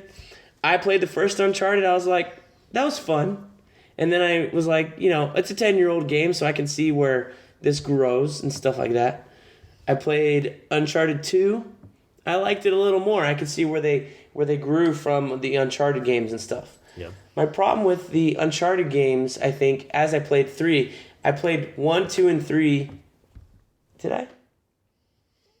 No, I think I played God of War. I played 1 and 2, and then I played God of War, and then 3. Maybe Play not. God of War first. I played God of War first. You're right. So I played 1, 2, and 3 back to back over a period of like 4 days. 4 or 5 days. Because I had a weekend in there. I was on a 2-week trip on travel. I had a weekend, and I blazed through Uncharted 2 and 3 in like 2 days. Right. And seeing that, playing all those 3 in the same span, left me with a taste in my mouth that I was like, this is a developer that everybody hails as the greatest developer in PlayStation's stable. Yes. PlayStation's canon. And after playing those 3 games, I was like, I can see where these games were good when they came out and exciting, but Right. to me, they did replaying them, even though they're years later, but they're the remastered versions. This is the PS4 versions. Late to the game, helped me see their flaws a lot more. Very linear. The controls for Nathan, they're not very fluid. The way he turns almost feels like original Lara Croft in that first game. He's very More of a suggestion rather than a than a command. command. Like Yeah, I I'm playing with I understand. Alexios in Odyssey or Bayek in Origins, Assassin's Creed. They do exactly what you It's want. exactly what you want when you want it. Nathan Drake, a little slower to do everything. Slower run, I think, doesn't help the pace. His running pace is kind of slow. I thought the shooting mechanics were a little weird. Like, this game is supposed to be an action shooter. Mm-hmm. Similar to the way, it's really similar to Gears of War.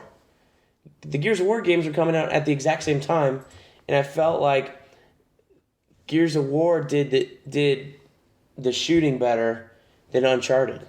Gotcha. Because that's really what Gears of War, in both those games, cover-based shooter. you're running from cover to cover, doing stuff, and yeah, Uncharted has some climbing and stuff, but Gears of War had ladders and some puzzles and driving sequences. They're basically the same game. But I would rather go back and play those original Gears of War games because the shooting mechanics are so much better than play any of the Uncharted games 1, 2, or 3. I think in similar way that today I fired up the Nintendo Classic because I was curious about something on Tetris. And I was on the phone with Rachel, and you were playing Battlefield 1943, and you played it for about 3 minutes because I talked to Rachel for 5. So about 3 of those minutes. No, this was 1943. I'm sorry. Not Battlefield. This is the plane game, yeah. Yes, the top down where you fly the little plane south to north and you shoot waves of enemies. No, that one you can go all the way around. You can do. And you played it, and you were. I could see you were like. I couldn't beat the first level. But you look at that game, and you see that the games that spawned years later, Ikaruga and all these other games that were like, whoa, that really defined that kind of style of gameplay. To me, when you talk about Uncharted, that's what I think. If you didn't have a game like Uncharted, you wouldn't have Tomb Raider. Because no action-adventure game existed the way Uncharted did at the time. Tomb Raider existed before Uncharted. And it was shit. And that's why everyone loved Uncharted. I'm not talking the remastered. I know. I'm talking the original Lara Croft, Pixel Boobs, all that stuff. Those games cannot hold a candle remotely. I'm not even talking graphics. And I remember playing demos of the first Tomb Raider, and she was hard to turn. You had to stop and turn her. And pivot. So I understand what you're saying. Unfortunately, you're going to play Last of Us at some point. You like it or you won't. I won't know. I did play Last of Us. You did? Yeah. You beat it? I beat it. I didn't remember you saying it. You didn't like it, though, right? Because I think you blocked it out because I said... It must have been. This is another one. I didn't play Uncharted 4 yet. Okay. But I was going to say Uncharted 4 and Last of Us is more the same thing. So I played... There's no difference. And then so I played those 3, and I was like, okay, these are all kind of the same. The stories were varying from 1 to 2 to 3. Right. I thought 2 had the best story. I didn't like 3 as much, but I didn't see, I forget which one Greg Miller likes the most. 3, maybe? 3, which is... the pinnacle of games. I didn't think it was that good. He's high. I like number 2 better. 2 as well. Among these. But after playing those in such close proximity, I was tired of that style of game. And it was clear, I was like, okay, Naughty Dog makes one type of game in this generation, and it's Uncharted. And I was like, you know what? I'm going to take a break. I had Last of Us ready to go. I downloaded it. I bought it for this trip. That's right, and you waited. And I waited. I said, I'm going to give myself a break. I'm going to play other things. Clean palette. And come back to The Last of Us and see what the most lauded game of the PlayStation 3 generation, the number one PlayStation 3 game on many lists, can bring to me. Because this is the game that apparently put, not put Naughty Dog on the map, but cemented their position as the number one PlayStation developer in the Sony Stable Studio, which is in question now after 2018, I believe. The story... We're talking about 2 games we're going to talk about later. So, The Last of Us, played it, plays just like any other Uncharted game. The only thing that was added from The Last of Us in terms of gameplay was the crafting system, which I did like.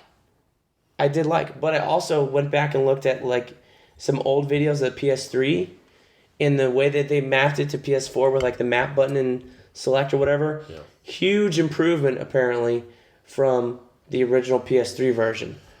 So I was like, well, so is it really that great if the crafting system wasn't that great on PS3, but it's greatly improved on PS4? I don't know. The graphics look good. I played on my HDR, 4K TV upstairs. Looked amazing. I played for graphics rather than gameplay. Right. 30 frames a second. It's fine with me. And, but same thing. Very linear. You can't go here. You can't go there. Right. Here's a door here. Here's a door here. Mm-hmm. You can only go through certain doors. That kind of stuff. It was more emotional than the Uncharted games.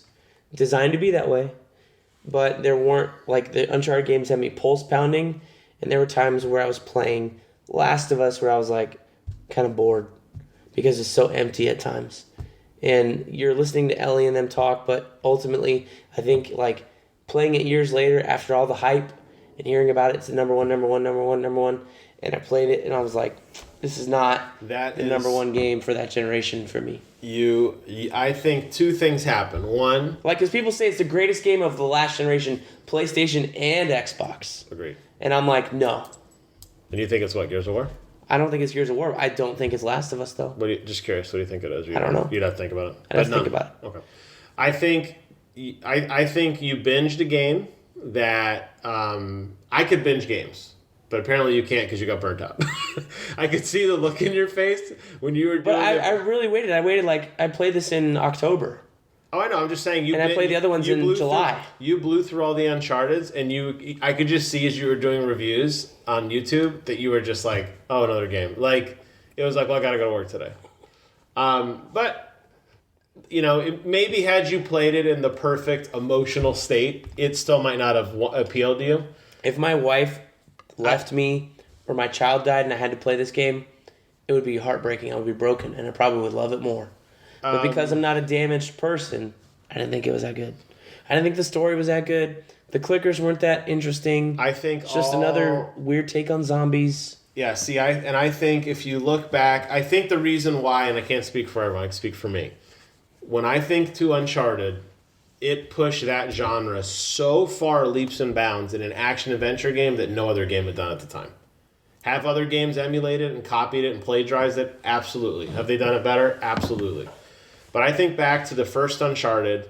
I think of playing games on my GameCube because you remember, I'm going to GameCube, then starting to work my way up on PlayStation 2. I think of what those action-adventure games were. You had Splinter Cell, which was cool. You had Siphon Filter, which came out, which was good. Then you had this Indiana Jones-like, lots of action, weird set pieces. He likes this girl. He breaks up. Emotional things that never happened in a game before. You never had a game where your character met this girl and then they break up. That never happened. Because it was like, why would you have a game about that? That's dumb. But to me, Naughty Dog pushed all those boundaries in so many directions. I like the characters. They make a Naughty Dog movie. I'll go see it. Yeah, that's what I mean. So, but you gotta. So not Naughty Dog, Uncharted. I know what you mean. So, to me, you look at that. You look at the mature tone of the game, which didn't exist before. You look at the gunplay, which is dated now, but at the time, with realistic sound effects and everything, really wasn't happening. It really wasn't. So to me, I think that's why I look at it fondly. You had Call of Duty 2. When did the first one came out? In like 2010? Call of Duty was over the top. Well, no, but it had realistic effects. It did have realistic sound and then you effects. Had Gears of War, which is a much smoother experience, cover-based shooter than Uncharted. But it was a hallway shooter. You stood in the hallway and waves here, and we're gonna mount you on a 50 cal, shoot down the hallway. But there are hallways in Uncharted as well. There were. You go into areas and there's a bunch of logs, similar to places in Gears, even in Gears 1. There were with cover You can base. go play the Ultimate Edition and say the same thing. It's all cover-based, and there's waves of guys coming at you in different directions. I just feel like I felt like, and many people feel this way, you're clearly in the minority, which is fine, and you're entitled to your opinion, and you can think everybody else is wrong. But the levity of that game, the mechanics of that game, all genre breaking. If you didn't have that game, games would be very different today. Just like how people love the first Halo, go back and play the first Halo. I did play it. It was very slow. It's very slow, exactly. But you look at a game like Halo 5 now, which is the pinnacle of gaming. But you play that. My point is, you're right. At the time, it was phenomenal. Looking back at the emulated things that games have done, sure, it doesn't do as much stuff. You don't have a mini-map, all this kind of stuff. I get it. But at the time, people will, because it's nostalgia. You can never take that moment away from when people first played Uncharted, the very first time you're on that boat. You're driving, you're running around in a wetsuit, you see the reflections of his water, you're shooting the handgun, the little shells are flying off. He's got his girlfriend, he likes her, he doesn't like her. You got this old guy who's kind of his mentor. You see a little backstory of them, these flashbacks that didn't exist in games. It really didn't. So, but I understand what you're saying. I mean, everybody's entitled to their opinion. The good thing is there's so many good games out there, you can find the one you like. But I think you are totally fucking wrong. You should see the look on Brent's face as I butter him up and stab him right in the face. Anyways, in Last of Us, all I can say is it was very emotional. There wasn't a game that got, and I don't have kids. I don't want kids. I don't think there should be kids. In Brent's face. And but him losing his daughter at the beginning, it got to me. It really made me feel. It got to me. Being a dad, really got to me. It really made me feel bad, and that was the kind of game where when Joel and Ellie are walking around talking, you're watching two people hate each other grow together, and that was a really cool thing. So diverse in their backgrounds. Joel doesn't like her. He's a package. It's just more money to get to the next thing. And watching him slowly grow and with her was really cool to see. And I think back to games where I was that emotionally connected to a character, and my beloved Shadow of the Colossus did that to me in spades. That's why it means so much to me. But I can't think of... I wasn't connected... Bayek and Cassandra, all those... Fuck those guys. Shut up. I don't care about those characters. But the way Joel and Ellie, they cared me. I mean, they're my people. Bayek, fuck that guy. What a loser. We're going to talk about them in a minute. Okay, go ahead. Okay. Now, the grand finale. The grand finale. Are you ready for your number 2? This is... Okay, can I make a statement before we begin? Yeah. Halo is my absolute favorite current game. It's not on the list. I stuck to games that came out during the year. Okay. If we went by the amount of times I played a game or what a game means to me, Halo 5 is like one tick below Shadow of the Colossus all time. It's that important to me. So that said, number 2, Hellblade: Senua's Sacrifice. It was really fucking good. Really got to me. I don't think you played this one. Mm-mm. Back to the theme of passion. This poor girl goes through so much shit to try to overcome her mental condition. It's the amount of like crap she goes through blows my mind. The determination and drive she has. The game is based in Norse mythology. She suffers from, she hears voices in her head. The voices, you hear them in your head. They're constantly talking to you. They're laughing at you. They're helping you. The combat's really tight. The mechanics in terms of like the puzzle solving is really, really good. I've never played anything like it, where she's trying to find, almost like Tetris Effect, she's trying to find patterns in the world because that's how she copes with things. I'm not even sure, honestly, if she even went through what she thinks she went through. At the end of the game, I'm not sure if she was just sitting in her house imagining everything or she really did this. It's ambiguous. It doesn't really matter, honestly. It's her story. But it was one of those games that like I heard a lot about. Maybe like, you know how you heard a lot about Last of Us and you played it and you're like, eh. The hype built, I hear Hellblade. You see the actress come on stage, she's crying. I've never done anything like this. And then I played it and I was like, okay, I see it. These guys were right. This was definitely... How long is that game? 10 hours. 10? Maybe 8 once you kind of get the gist of it. Because they don't explain things to you. Mm-hmm. She's trying to open a door and there's like a lightning bolt. And you're like, what the fuck? And you walk around and you're like, oh, that tree looks like a lightning bolt. And you look at the tree and it's like, lightning bolt. I'm like, oh, okay, I got to go find patterns now. So you start off finding patterns. And then it changes to something else. But that's one of those games that, to me, years from now, I will look back at and think, like, that really got to me. Because I think everybody can identify with that character of, like, she went through some serious shit. And she, you know, I'm not going to give it away, but she went through some serious shit. And you can look at that and you can relate to anything in your life. Going to work, having a kid, anything. Time your car broke down. And to watch her go through these trials and tribulations and what happens to her, it's like, holy smokes. Like, that was like, you think you got it bad, you know what I mean? So, to me, number 2. Okay, so I have... If you say fucking Assassin's Creed Odyssey and Assassin's Creed Origins, I will punch you in the fucking face. I have 3 games left I want to talk about. 3 games. And these are my top games of 2018. One more heavily than the other. Of like... It's kind of like... There's 2 at number 1. Okay, that's fine. And 1 at number 2. Okay, give me your number 2 game. So what do you want? I want your number 2 game. You want my number 2 game? You choose your words very fucking carefully. I mean, okay. Brent's doing that nervous smile because he doesn't know how to throw a glass at him. What is your number 2 game? You know what? Let's do number 3. Okay. Oh, you want to do 3, 2, 1? I have 4 games in my top 3.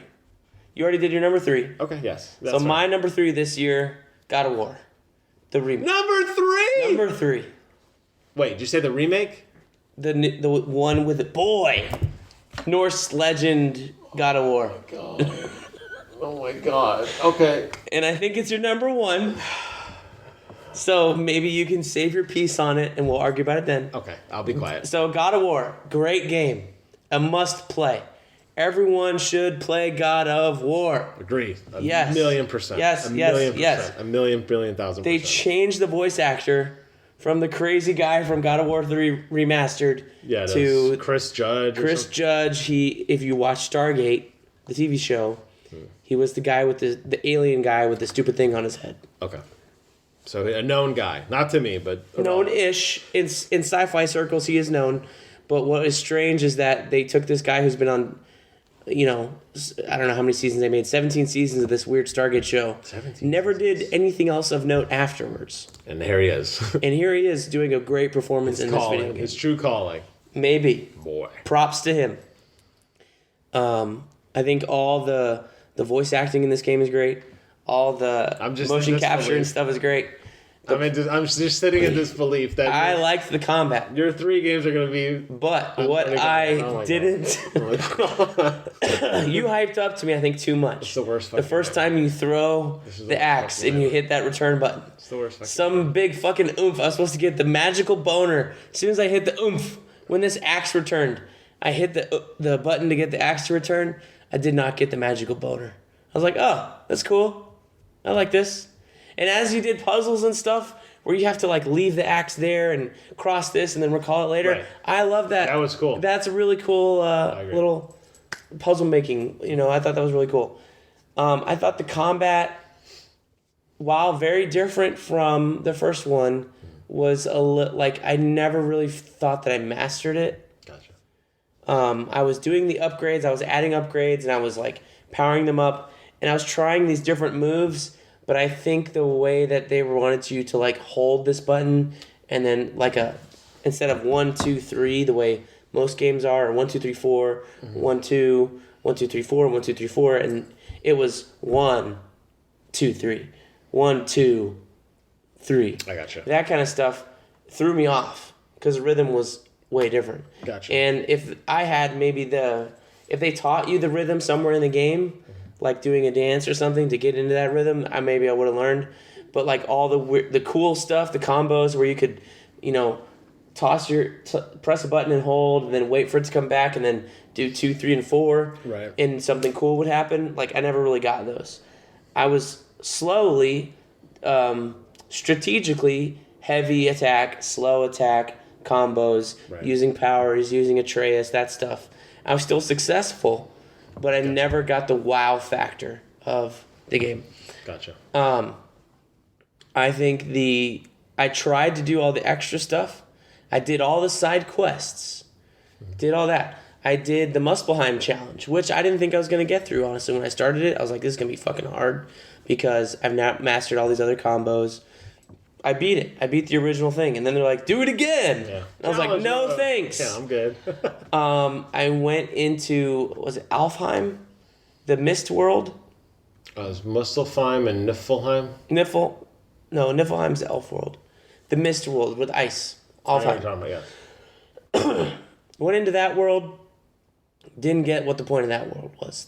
Like outside the story. Is that the one where you were running and the poison you slowly died to the poison? No, different one. This is something like you could go back in. This was in the story. You did a couple things and got back, but you could go back into the ice world with the wind challenges, Oh, yeah. Okay. and you could I do understand. other challenges or go outside. That wasn't clear how to do that. It was like, Gotcha. whatever. The poison world, the labyrinth one, is really the one I had an issue with. I felt that was like really weird, really unfair. Best armor in the game. You go in there. Yep. And then, not to mention the Valkyries. I think I beat 3 or 4, and then the difficulty on these other ones was just insane. Much less, I had to do the Poison World to get to this Valkyrie, and I was reading up on it, and it said, oh, by the way, your poison's hurting you as the Valkyrie's hurting you. Absolutely right. And then, unless you have the right runes from elsewhere in the world, it's like, you're not going to beat this Valkyrie, and then you'll never get to the final Valkyrie, which is, I discovered her lair. I was going back and putting all the bones back as I defeated these other Valkyries. These aren't story spoilers, but things you can do in the game, checklist things. Right. And I never felt like a sort of casual player could really explore everything in that game, as well as somebody who was really skilled at games and stuff could. So that's why it's my number 3 game. Very technically competent, great story, great characters, great combat, but was not as friendly as I wanted it to be, and that's okay. I don't play Dark Souls because I know it's not a friendly game to me. The sitting and waiting and the stamina bar, managing and stuff doesn't appeal to me. This didn't have a stamina bar. I was happy about that. But, not my number 1 game of this year. My number 2 game, which I enjoyed playing much more. Like, I enjoyed God of War, and there were some wow moments at the very end when they finally told you the boy's name. That stuff. I love Norse mythology. I was a little bummed you didn't get to explore all the worlds, because they had the world tree. They were all there. It's just like, there's 9 realms we told you about. We're going to let you do 5. Right. It's like, okay, save stuff for the second game. That's fine. But is the second game going to have all 9? No. It'll have the other 4. And whatever adventure's going on in Midgard, wherever you're at. So that was like a little bummer to me. And then I also feel like the story was very compact to where when you played God of War 1, 2, and 3, they used enough of the Greek mythology to give you not just a taste, but a good helping. Because I think there are so many Greek myths that are out there that are awesome, that are readable, that there's a lot to pull from. Right. So maybe it's a source material thing. There are Norse myths that are out there, material to pull from. Did they pull from any of them? No, not in the way the original ones did. Like, they pulled characters. Freya is a person. Thor does not show up in the game, but he's a person they could have used. The guy that was the main antagonist, whose name they hide for way too fucking long, and then finally give you his name, he's a guy, but he's totally different in the Norse mythology than what he is, like what he truly should be. And then, maybe I know too much, maybe that was my problem. The 2 sons of the guy that you fight in this dual boss battle that was really cool, like, there wasn't enough stuff to do with them, or, there are like great feats, great things that happen in Norse mythology that they could have explored and gone down that path. But instead they chose to keep it like so focused. I think it did a disservice to the God of War, like, oomph-to-oomph-ness of the old games. Mm-hmm. And that's a departure. Maybe that's what it's supposed to be. But, like, you open Pandora's box. You're climbing one of the titans that's holding up the world. I forget what his name. Atlas, in one of the original God of War games. You're climbing Mount Olympus. You're going down into Hades. Seems like every fucking original God of War game. I'm glad we didn't do that. Hades stuff. I agree. But, like, they hit so many different points. There's a Pegasus. There's Hercules. There's all those other God of War games drew from a lot more, and I felt like this world was really barren, where the old worlds felt really alive. And I know that was part of the story, is after the Norse gods have done whatever they've done. Everything was barren, everything was ancient kind of stuff, but I felt like it hindered it a little bit, my enjoyment of it, from what I thought a God of War game should be. Still a great game, still a must play, but what I want to see in the sequel is more mythology pulled from the way that they did, because they found enough for 3 games and all that. They should be able to find enough for 3 games in this one. And since they saved so much for what seems to be the other games, they used so little of it. I was trying to think. The world map, I think, was a hindrance for me. It wanted you to do all these things. Go do the dwarf stories, the armors. I did all that stuff. I enjoyed those puzzles. I thought those were great. But having fast travel points on the map and then not being able to use them when you're doing side quests was a fucking hassle. So, like me, I'm a person, if you give me fast travel, I'm going to use it. Just because it's a time saver. I thought that was a little disservice. Like, oh, you can only use fast travel in like three spots. A little bit here, a little bit there during the story. Oh, and then you can use it all the time after you beat the story.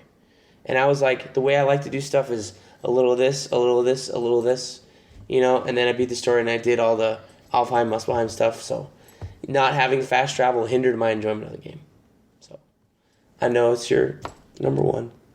So just save your piece. I'm not saying anything. I'll go to my number 2. This is all Brent. I haven't said anything about that. My number 2. I'm still here, guys. Marvel Spider-Man. Number 2 is good. I loved it more than God of War. For the stuff I talked about earlier, for the costumes, Very good. the little details, the passion, Phenomenal game. the ability to, the way they doled out the checklist things for you to do, the different activities, do all these, or do a little of this. I did them all at once. And I was like doing a lot of story, and then like, oh, by the way, here's more of this to do, here's more of this to do.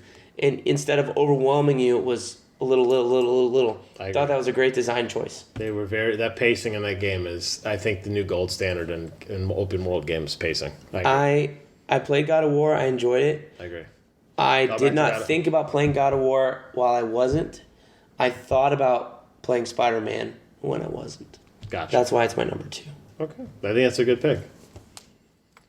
Now, go ahead. I want to hear. You want to hear my number 1? I want to tell me what you want to hear my number 1. If you say Odyssey or Origins, that's your 2, right? Is that so I have. You can't. It's hard to say. So one game I played a majority of in 2018 and beat. Yes, and that was what? And one game I started in 2018 and I'm still playing and have not beat. Okay. So that's why I'm like putting them, but they're so identical, similar. I want to put them together. I see. Okay, go ahead. Tell me all about. So my number 1 game of 2018,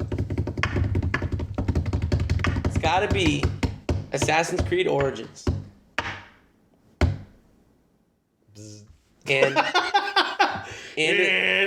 Assassin's Creed Odyssey combined. So I'm playing Odyssey right now. Yes, I'm loving it. I have not beat it. There's still a lot to do. That formula of the new Assassin's Creed, you love it. You love so it. Good. You love it. So good. But Origins, I loved. I loved Origins. The way they spelt everything out, the denouement at the very last moment in the game when you didn't think there's going to be anything. Because, like, there's one moment in the very last moment of the game where you find out where the symbol comes from. And that was like the denouement. That was like the icing on the cake. Like, I spurted everywhere when I saw that. I was like, it just makes so much sense with what they've done with Bayek and, you know, not having like a mini map and, you know, having to use the eagle to identify targets and, you know, find different things and such a companion. Find the What was it? Banu or something? What's the name of it? Sennu. Yeah. Speaking of mythologies, this is like the year of mythology, right? It was. I got You're right. Norse mythology in God of War, and I got Greek mythology in Odyssey, which is my probably all-time favorite. I've always been interested in Egyptian mythology. So Origins allowed me to explore that. The difference between Norse and Greek and Egyptian mythology, while they're both polytheistic, lots of gods, lots of deities and stuff, there's not as many famous stories about the Egyptian gods interacting with each other than there are with the Norse gods. Like, you have the rivalry between Thor and Loki, Odin and his sons, and Balder and Surtur, the fire giant, the frost giants, all the 9 realms.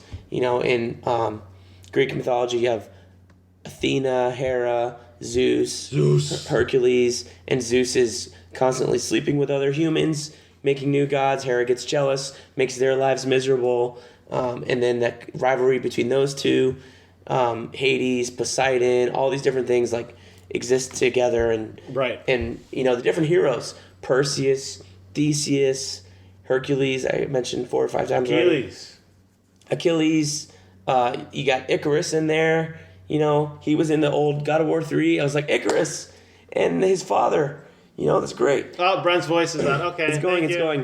But he's still going on Assassin's Creed. Being able to walk around ancient Egypt, even though it wasn't that ancient, it was in the age of Cleopatra. The Romans were there. You had the Egyptian guards were there. Right. I really thought, I was like, that's an interesting time to do ancient Egypt, because it wasn't the height of the Egyptian Empire. It was like the denouement of what you think of as classic ancient Egypt. There's a lot of Greek influence and stuff, but it turned out to be a great choice, really interesting time. Like, Alexander the Great had came and went, you know, left his mark on there with So Alexandria. they could have just done the safe city. way and done Egypt, but they chose a really unique time of Egypt. So Yeah. you had to see a lot of injection of... Julius Caesar, Right. Marcus. Because that's always been the fun thing Assassin's Creed is see, Cleopatra. working with Leonardo, Da Yeah. Vinci.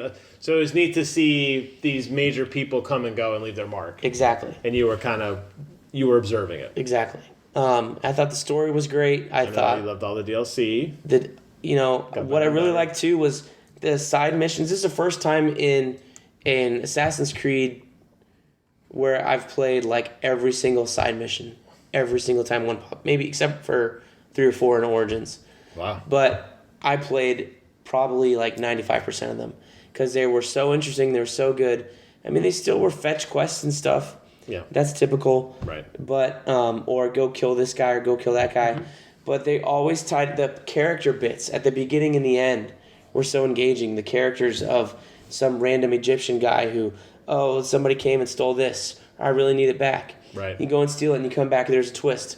Turns out he didn't really own it before. He was using it to impress this woman. Yeah. There was a multi-story, and then you would complete that, and then it would say, oh, by the way, can you do this for me? So one little icon would do a side quest. You would finish it, and then it would say new quest. And then it would go into like this. So one little icon on a side quest could go into 5 or 6 steps of different quests. Right. And would leave, so it was not just the main story arc. There were multiple arcs that you could find or not find depending on what you did. And I thought that was great. The world in Origins, the desert, the mountains, the farmland region, the water region, where you're like have all the different islands. Like there's a lot of varying types of land in Origins. I thought that was great. The use of boats was great. I didn't like the naval missions as much, but getting on a boat and going across a lake, going down a river was a lot of fun.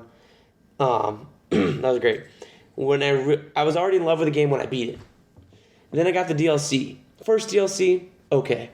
The second DLC is a must play if you liked Origins even mediocrely. You, unfortunately, have to beat the game to level up to level 40. Then you have to play the first DLC, which is okay, to get to level 45. But to get to the third DLC, you have to be level 45, so you have to level up somehow. And it's 45 to 50, but that is where I really was like, blew me over the top with the ideas that they were exploring in this game. It's the Valley of the Kings, which I was looking for in the thing, and I know you didn't like any of the tombs you did. You thought they were pointless exploration puzzles. He's which talking to Jim. I'm still here. I liked a lot. I'm just staring and listening. If you thought those were great, wait until you play the Valley of the Kings DLC. It will be a long wait. What was so cool about it, which I didn't know, you go into each tomb and you explore the tomb, you find your little extra ability point, then you go through a crack in the wall with a bright light shining through it. You go in this crack in the wall, sometimes you're there immediately, most of the time you have to cross this bridge. And there's people guarding the bridge, but they are not regular guards. They're like the animal-headed guards, jackal-headed guards, or bird-headed guards from the mythology, from the hieroglyphics you've been seeing on the wall the entire game that you never encountered In real life. And you got to battle these guys to get to That's cool. what turns out to be that tomb's owner, that pharaoh, whoever it was, their afterlife. Every pharaoh has a different afterlife. They're all different. One is a great grassy plain with giant scorpions that you get to battle. Multiple ones, which are great because they have the tail, they have the stingers. They're great enemies to fight. Beautiful, all rendered beautifully. There's another one that's like a big lake, and with huge temples. And the sun at the top of this pyramid. You got to climb to the top of this pyramid. There was one, Tutankhamun's underworld, I think was the most interesting. You're in a giant canyon at perpetual nighttime, lit by torchlight and the stars, climbing cliffs to get to the highest heights. There's still one treasure in this main rock formation right in the middle that I cannot find. I found it with Setnu. I know where it is. It's marked on the map. I cannot find the entrance, this hidden entrance into this rock to get this treasure. And getting everything in these little tombs and afterlives was everything for me. It was so great. It's fantastic. The story was cool, and not only that. Then the boss battles that are at the end of each afterlife. Right. You're fighting these pharaohs to redeem their spirit so that they can be at peace, because something's disturbed the world that you're not at peace. Was great, very inventive, very challenging. A lot of them. Some of them weren't. Some of them were, but very, very good. The combat in Origins, changing things from attack and counter to light and heavy on the shoulder buttons, I thought was very good. You got the lock-on thing. No stamina bar, thank God. And then adding the super attack and adding the abilities in the ability tree, I thought was very cool. Because I don't remember an ability tree in the old Assassin's Creed games, like in Black Flag. Yeah, I don't remember. I don't You think I have. upgraded your person, like you upgraded your armor. Yeah, but I don't think there Black was. Flag, you got up to 4 guns. Yeah, there wasn't new skills. weapons. So Agree. you could upgrade your weapons here, upgrade your armor, and you had the ability tree to add new skills to, make you quieter or make, fire damage or other stuff. Origins, great game. 10 out of 10 for me. I would go back and replay that. I'm playing Odyssey. There are things that are different that I like and don't like. Like I was telling you at lunch the other day, the abilities are now assignable and you have to activate them. Mm-hmm. They're not always passive. I kind of prefer the always passive abilities than the ones you can activate. But it's also making me pick a play style. Mm-hmm. But it's not punishing it for me the way like I played Splinter Cell Blacklist this year. I didn't talk about it. But it was punishing. You got less points for being all-out attack than you did for being all-out stealth. Stealth or whatever, yeah. This doesn't punish you for being all-out stealth, all-out warrior, all-out You just hunter. play how you want and you put the points of what you Exactly. And the great part about it is that it's not permanent. You can go into an encounter with the Nemean lion, a legendary lion who apparently Hercules killed, but there's another one that you got to go kill. Legendary beasts are throughout the land in Greece. You got to do that, but you're having difficulty with them. There's a boar I encountered in Ficos that I had difficulty with. You can reset your abilities at any point in time. They'll all go back into your counter. So you can reset. You said, you know what? I was too aggressive. Right. I can go back. I want to stay at a distance. I'm going to reset all my points, put them all, and then I can reassign them in all hunter abilities and focus on using my bow and arrow and staying at a distance with this animal. That's cool. And all that. And then once you're done, you can reset again. You can bring them all back to your regular, whatever your regular play style is. I think that is so cool. Being able to redo anything at a whim is something I think that's never been done in a game before, where they're like, add a point to your abilities, add this, add that. Well, The ship combat okay. is like Black Flag. That's good. You have arrows instead of cannons. You can upgrade your hull, your ram. It's kind of the samey. But it is like I haven't relied on it enough because I'm still on the main continent exploring everything via horse Right. and fast travel points. But I am getting to a point where I've pretty much explored everything. Right. And I do have to get in a ship to go off to islands and stuff. What's also cool is that they got, in the new Odyssey game, they got factions. They got Sparta and Athens are at war. In each region, you can damage whoever's ruling it to trigger a battle to then flip it, switch it. But at the end of each battle, if you win, whatever you choose, you get gear. Epic, legendary gear, whatever. Which is cool. And then, as you're running through these areas, you can choose to attack an Athenian soldier or a Spartan soldier wherever you are at any given time. They might not attack you. They might, depending where you are. Gotcha. Depending on who's ruling. And who you're serving. What's also great is that you'll go and clear out a bandit camp. You'll find a side quest and go, and if somebody goes, oh, these bandits are hurting my people. I need them taken care of. And my Alexios will go, haven't you heard? I've already taken care of them. Pay me my drachme. And they go, boom, you're done. It's not like you have to go back there and reset. All the enemies reset when you activated this quest. It's a one-time thing. It's a real, living, persistent world. Everything you do has an effect, and I love it. So those are my number one games for 2018. And Odyssey might be my number one game for 2019. And you have to hear about it again next year. It could be. I didn't get to play it yet, and I'm looking forward to it. I hope you like it. Can't argue with your passion or your 54-minute monologue, because I timed it. I will say that it's good. I'm glad that people are as passionate about games as I am. So regardless of what your number 1, 2, 3 is, it really doesn't matter. The fact that it's not God of War is you're fucking high. I sang God of War's praises. Everything. No, you should on it. That's okay. Everything. I said there were things I that I can't thought could have been counter. better. You said so many things. I can't counter everything you said because I don't remember it. But I'll say this. Specific to Assassin's Creed. The problem is, and it's a great game. I played Origins. I liked it. I didn't love it. You didn't beat it though. I don't. You didn't. I don't think. no I don't think desire. you got far enough into it to really enjoy it. And I'll never. I don't think I'll ever play it again. Maybe I will. You never know. I got Odyssey coming next week. I'm really excited to try that. I did enjoy. I told you I was thinking about a little bit. I played. It grabbed me. I don't know if it's because of my Greek culture or what. A lot of problems that I have with Odyssey are like you're really excited about remapping your skill points. That is not a new thing. I know it's new to you, and that's exciting. I'm not saying it's a bad thing. I'm not shitting on it. Ubisoft, in general, to me, I'm really glad, first of all, that they got rid of, like, they had Unity, which I didn't think was that great. I didn't even play it. He's okay. They had, I forget, it was Syndicate, again. Also okay. And finally, I love what they did with Origins because they said, you know what? What we're doing isn't working. And I'm really glad they did that. Unfortunately, it seems to me, and I don't know, you'll be the one to tell me since you pretty much platinum, so to speak, Odyssey. Or Origins, rather, I'm sorry. You'll have to tell me how much of it is starting to be the same old again.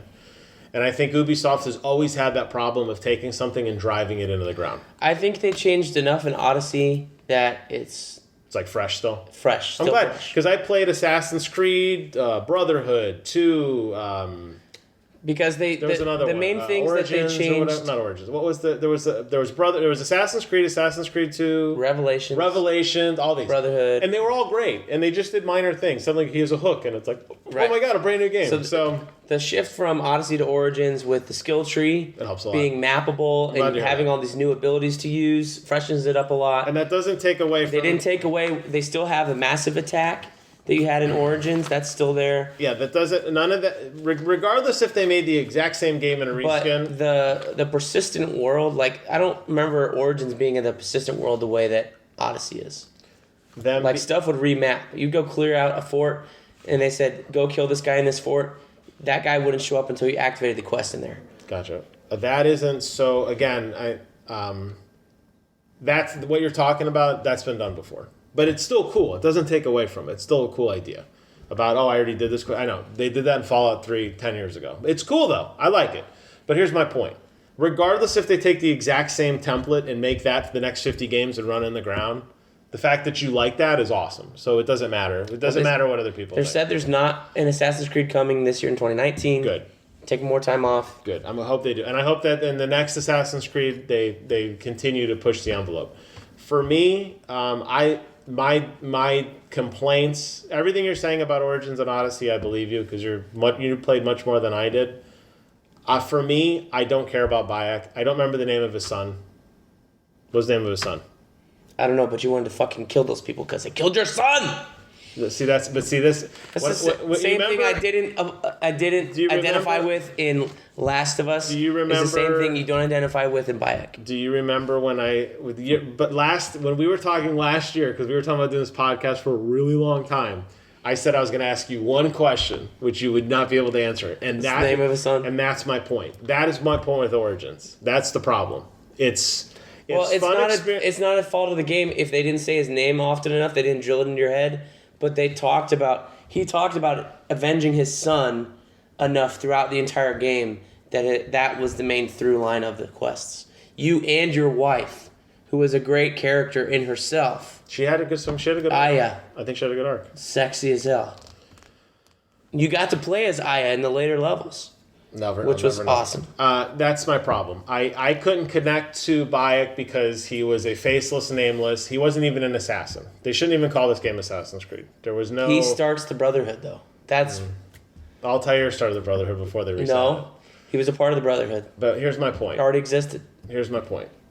To me, I'm not gonna argue with it. I'm glad you liked it. To me, the reason why all the things you're saying about Odyssey and Origins, which probably are going to be the same things, I think about God of War. And what I really liked about God of War more than any of the other games was you mentioned a lot of stuff and you felt that the depth and the breadth of God of War wasn't there. You're comparing one game to 3 because you couldn't tell me which Maybe God of War 3 because you just played it. Of like, oh, there was Icarus, this guy, that guy, that guy, that guy. You went to the gates. You did over 3 games. You've done one game of us. You've done one of God of War. So I don't think it's a fair comparison to say that God of War is an in-depth game. Well, I just remember playing. But you did play the 3 first recently. God of War on PS2 and just the original Greek mythology that they hit in there. See, I barely remember it though. Because I read all the Greek myths prior to that. I was so invested in that mythology that it was like a super boner every time one of these characters popped up. I gotcha. I remember playing God of War, rowing in the boat with Mimir talking, and getting to where I needed to be, and then just sitting there and waiting to hear him talk. I did the same thing too, but you know what? Half the time, I got out of the boat because I wanted to keep playing because I thought the combat was enjoyable. I did enjoy the stories. I thought they were cool. Some of them I stayed with until he finished.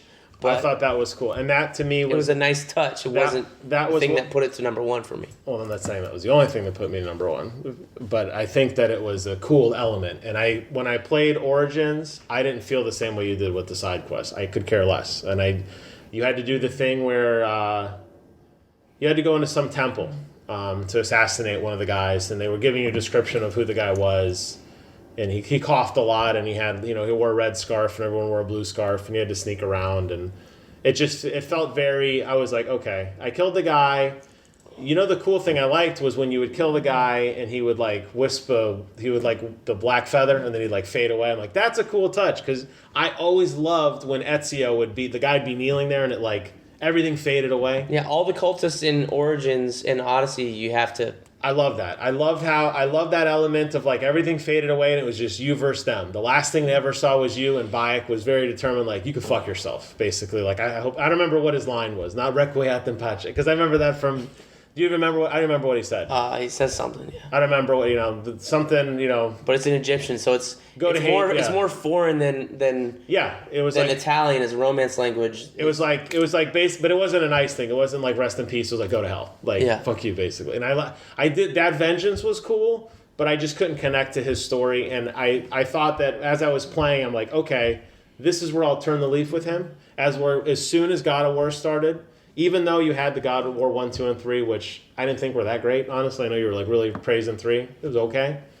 I really was invested because they made Kratos, even though he was a stiff ass and he barely talked, I was way more invested in him and Atreus. Kind of like how I was invested in Joel and Ellie. It was like, oh, this is interesting. You don't remember in God of War 3 the mirror level or water level? You had to like, it was like a vantage point level. Somebody's gardens or something like that. Oh yeah, to like line up the camera. To line up the camera just right and get these things just right. Go to this vantage point, and then you would do something, and then it would activate it, and then you would move from that vantage point, Kratos around, and then it was like an MC Escher thing. You couldn't see the stairs where they led to until you got to a point. I do big. That mechanic's been played out so many times. Doing the puzzle box for Icarus's dad, Daedalus' puzzle box. Daedalus' Was there a bunch of chains in that level? Chains and boxes. That sounds You defeat some enemies and crawl up the sides and go in, and then this would turn and that would turn. So there are specific sequences in God of War 3 that I remember that I loved. They were great. Well, you just played it, though. That's what I'm saying. You just recently... Yeah, but I also remember like going down the chains from where the Pegasi were in one of the other God of Wars to go to Atlas, to this giant mountain. Was that the one where the camera froze and you just keep running for like 5 minutes? That was shrink. Cool. I remember that. Was that in God of War 3? I think it was 2. But that was a cool moment. So I think to me, what puts God of War over the top of all the other games, and they're all great games, but I think that to me, every moment mattered. And it really did paint a really good story. I thought the side stuff, I didn't find it grindy. I thought it was a challenge. Maybe because of the combat I was used to it, I don't know. It was, a lot of people got their started playing those Batman games. That was their first real hit counter. I'm trying to think. Yeah, I'm trying to. That's probably the. I don't know. There's probably a word for that. But everybody, and I did, and you did, because I know everybody did. When you played Batman games, you spammed the shit out of the punch button as fast as you could. Oh, I'm getting ready to parry, like a machine gun. And God of War got away from that. And when you were playing with Kratos, there was a rhythm when he was making his hits when the axe was physically hitting and the controller would vibrate and you would see the enemy like, ooh, that's when you hit the attack button the next time. And it was like, kind of like in that mode when you're playing Rock Band and you first are like, oh, these keys suck. I don't know, what's green, red, I'm green, yellow, green. And then you start playing and almost like the game plays you. Like, it's almost like you get into this mode where, like, you're not seeing green, yellow, red anymore. You're just playing the music and you know the next part of the song and you know there's going to be a hammer down or you know whatever the hell they call it. You know, you lose track of your hands because you're not thinking anymore. Just like you don't focus on your breathing. It just happens. To me, that's how the combat was in God of War. And I never felt that in Assassin's Creed. See, I knew exactly what my hands were doing. Gotcha. Because I had to tell myself to wait to get the counters. The counters and all that I do stuff. like. So for me, that was really, really good. And I think that not being a big fan of mythology, I'm not saying not a fan, but not knowing any really thing about it. The characters that they did bring into the world had really cool stories. They could have added more, but I felt it was like a good level of like, we're adding new stuff. Mimir's telling you about stuff you'll never see, but it's interesting. It kind of paints the world. But I didn't feel like it was just like throwing stuff on to throw on. And the one thing actually the very last thing I did in Odyssey, or I'll keep saying Odyssey, Origins, and you never found it, which is for as much as you played this game, I cannot believe you did not find this. I went south to some pyramid, and I was telling you about this. I went inside, and it showed a cutscene of some guy in a diamond. It was like an angel, and he explodes, and he leaves behind a legendary. There's the highest item, a legendary shield and a legendary sword. And I was like, "What the fuck is this?" Oh yeah, there's the higher beings in the Assassin's Creed universe, not the Forerunners or whatever, the precursors. Whatever they're called, yeah. That's a temple to the precursors. So it's an ancient alien temple of the precursors, and you go back there during the game multiple times. I find it's just a little cutscene. It made absolutely no sense. Yeah, it made sense later on. It might have. And I got this really cool legendary sword and shield. There's like a whole area in the south of the Origins map. Southeast, kind of. Way in the south, where it doesn't make sense until much later in the game. So, but it's a whole precursor temple in like the middle of the desert. What really turned me off and what really made me feel like it was a paint-by-numbers game at that point was Bayek made absolutely no reaction. It was like it never happened. And I'm talking like I had stuff that would do like 1 or 2 damage, and suddenly I'm doing stuff that's like 40 damage. It was magnitudes more powerful. He doesn't say anything. He's like, oh, cool. And I'm like, no, not oh, cool. Like, you're giving me this game that, yeah, let me do whatever I want. Thank you. Don't do the invisible animus walls like they did in the old one because that was stupid. I want to go walk over there. Let me go walk over there. So I'm glad they just said, hey, you're in the world and you're in the world. Go have fun. You want to go down south? Go south. You want to go north, whatever. But it was just, it felt like, hey, we're going to just populate the map. It's going to be map porn. A billion things to do. Find the next checkpoint. Find the one of 8 million Eagle vantage points, or fight one of 80 of these super bosses. And it felt really disjointed to me. And I was like, this doesn't make any sense. And that's more disjointed than like Red Dead Redemption 2. That's a life simulation up to where the horse testicles shrink and freeze, and you can play all these different card games in every fucking bar you go into. Yeah. And it's not... That seems more like a waste of time than... It was not a waste of time. It was that Arthur in Red Dead actually reacted to those things. When you lost at a game of cards, he'd be like, fuck this, and he'd get mad. He'd flip the table and it'd start a fight. Or he'd be mad if... He went fishing, he's like, he would even say, like, this is boring. Like, I'm a cowboy. Like, I need to go earn now. As where Bayek was just like a nameless, faceless, like... hey, you're in this magic temple now because why? I don't know. That's kind of always been the conceit of the Assassin's Creed games, because you are a person in the present playing through an animus of your memories of the past. But see, that's what I like to see to me, and I felt like when I got into Origins, I don't know her name, Sarah or whatever. Yeah. Fuck her. She was irrelevant. She didn't matter. She was actually like Bayek's like long lost granddaughter or whatever. Yeah, because that's the bloodline super stuff. descendant. Right. So when there was that huge shift and she was gone, it didn't matter. I wasn't an agent of Abstergo. Like, Black Flag would have been so much better if they cut that shit at the beginning and you were just a pirate. Period. Because you were. I like the fact that in Origins they went back to a character the way that we went to Desmond in the first 3 or 4. I think I'm done with that because the Desmond didn't pay off. Desmond didn't pay off, but then you went to this nameless, faceless, like first person's office stuff of Black Flag, Unity, Syndicate, and Rogue was all the same shit. Walk around some office I gotcha. doing absolutely nothing. and not making sense of anything. Yeah. And there's still collectibles in this fucking office, and it's like, that doesn't matter. Yeah, no one cares. That's what No I'm one saying. cares. You're just playing a game on a PC or plugging in an Animus to be entertained. This is furthering, like, it's building each of these games while building on the current day plot very slowly, is going back to that of what they were doing in the first three. Not as heavily, because that first Assassin's Creed game is like half Desmond, half Altair almost. Or it's like 40-60. There's a lot. And there's a lot of Desmond in the last game. And if it paid off, it would have been cool as shit. Right. And it did not even come close. So I think what they're doing with the new Assassin's Creed games is they're going back to a main focal point, a person to identify with in the present scenes. And then they're going to slowly build it up. It's going to take a long time. Gotcha. But they know that if they don't pay it off, it's not going to pay off and they'll be pissed. But they know that the players really want the historical stuff more than they do the current stuff. I think that the reason you liked Odyssey and Origins so much is because it's more bite-sized and because it's go to the map, do thing, get treasure. Go to next map, do thing, Probably. get treasure. And for somebody who you play a little bit, you turn it off, play a little bit, turn it off.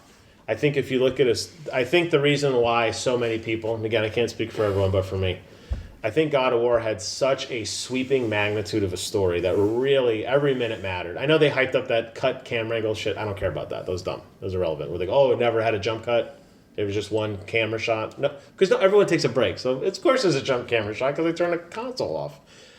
But I feel like yes, there wasn't as good as a mini map. Yes, sometimes the stuff wasn't as clear, but it just seemed to flow better than, hey, I'm looking at my map and there's 30 things in grid A1. I better go roll up my sleeves and go, help Mr. Peasant Guy clear out the bandit camp. And it just, after a while, it was like, okay, this feels like it's, I don't say bloat, because if you liked it, you liked it. But it just felt like I don't felt like I had ownership of the world like I did in God of War. When that World Serpent moved for the first time and the water level changed, it was like, I did that. I made that change. That was like, whoa. And I just felt like the game just constantly had those moments where the world changed. I think when the water level started changing, like by the third time in God of War, I was like, okay. Oh, right. Yeah, here we go again. Here we go again. This is going to see this game. Like, I'm never going to go anywhere different. Mm-hmm. And once I found out that, like, you're not going to go to all 9 realms during the game, I was like, okay, I don't have to go to all 9. Yeah. But even the realms that I did get to go to, only half of those were actually, like, story realms or whatever, where a mission was there. And the other ones were challenge realms. And I'm like, this is kind of a waste of time, like, of that realm. Going to Muspelheim with all the dead souls, basically the Norse version of hell, could have been really. Or no, hell is actually an ice world in the Norse mythology. But well, the good thing is I signed up for the Google Play, so I will have Odyssey for free in about a week. I think what you'll like is that in this quests, we'll see. Like the Origins, you went to a quest, you started it. There's a small cutscene, this person talked to you, and then you left. Now, Origins, one of the things that you can give it a knockdown was like the NPCs that you talk to. Some of their animations were not so good. They were kind of bland, or it was just a recycled face more often than not. It seems like in Odyssey, there's more variety to the faces. They put more attention on the NPC faces and stuff while they're talking to you. Gotcha. So their lips look better when they're moving. It's not just a flapping mouth as much as it sometimes felt that way in Origins. And then also, too, they'll give you a choice. Here's my quest. Do you want to take it? You can say yes or no. So you don't have to do it right away. It doesn't activate. You can hear the quest and go, that sounds dumb. I don't want to do it. You can leave. There's dialogue choices in the game, even with these quest givers. There's one guy who asks to go see, he's a blind man, and he asks you to go visit these 5 points around the Greek world. Come back and describe them to him. So when you come back, you can tell him the truth. You can make something up. You can tell him a lie. And it's got like little icons like, here's a lie. So it's got the scales of justice. Like, I don't know if this is going to go good or not, And his response is based off what you choose. Does it matter, though? Does it change anything? There are points in the actual story where those same points happen, and you will have choices, yes. If it's drastically different, not say drastically, it doesn't have to be a choose-your-own-adventure. It's that kind of mechanic that you're talking about that I say, well, okay, so what? So the guy's going to say something different, I'm going to get my 20 gold. So like you played the first hour or whatever of Origins, Yeah, I was those still on the first starter. guys you fought, I was still on the starter those island. first guys you fought, you had the choice to kill them or to let them go. Yes. What did you do? Killed him. You killed them. When you finally find the Cyclops, what you chose to do will have an impact on what he says to you, basically.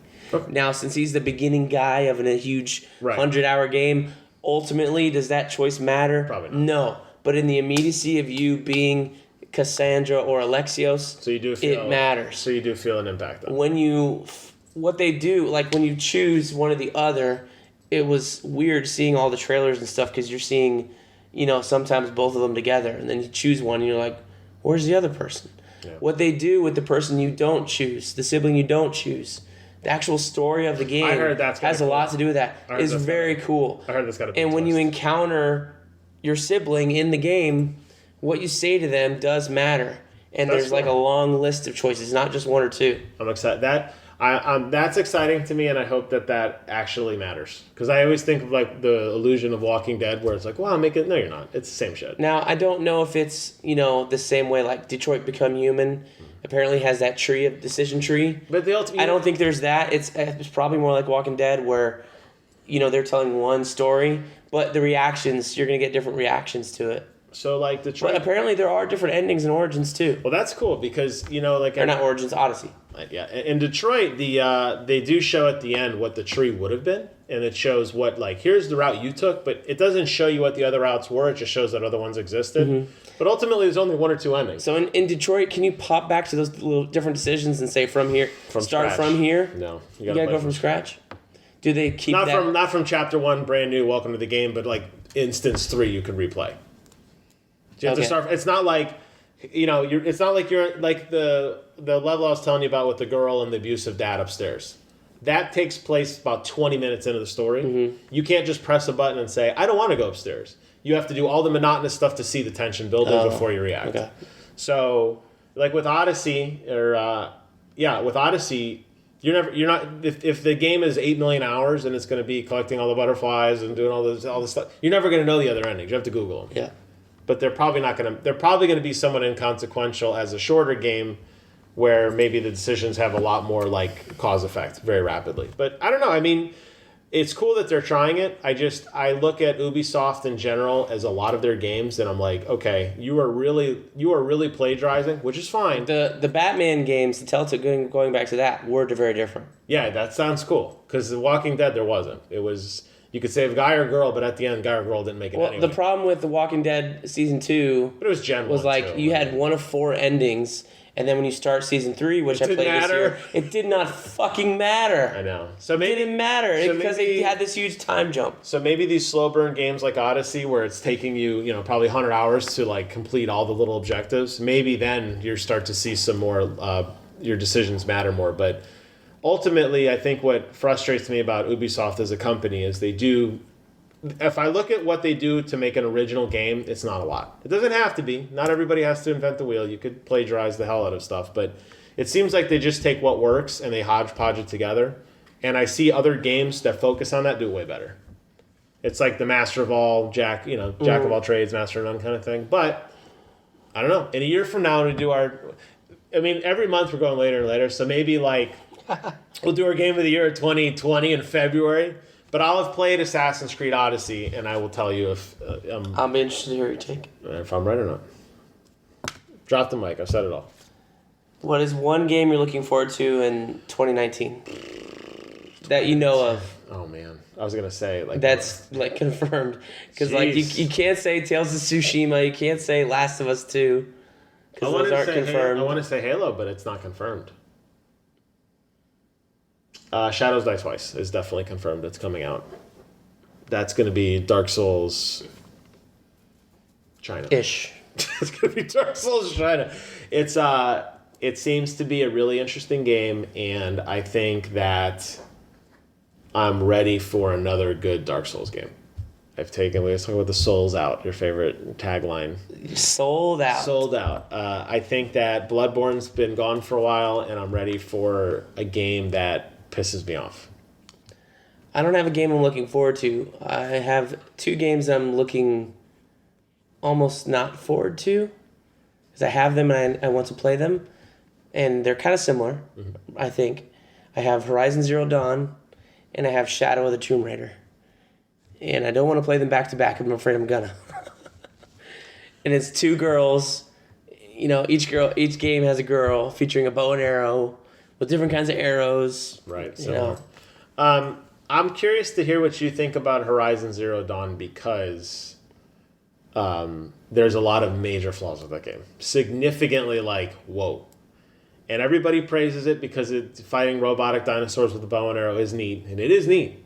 And the first time you fight a behemoth and he knocks over a tree chasing you, it's going to be like, whoa, he just knocked over. Like, I played the dinosaur fight over here with you. I thought that was fun. He's going to knock. I'm in cover, and he took my cover away. Oh, my God. And he's calling his friends. Oh, my God. And they're doing, and it's like, it escalates rapidly. But there was some major flaws with that game where it was like, really? And it frustrated me.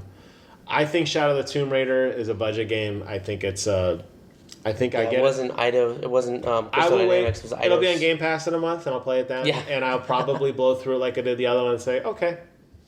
But Lara Croft, the sociopath. Hey, I liked the first two better.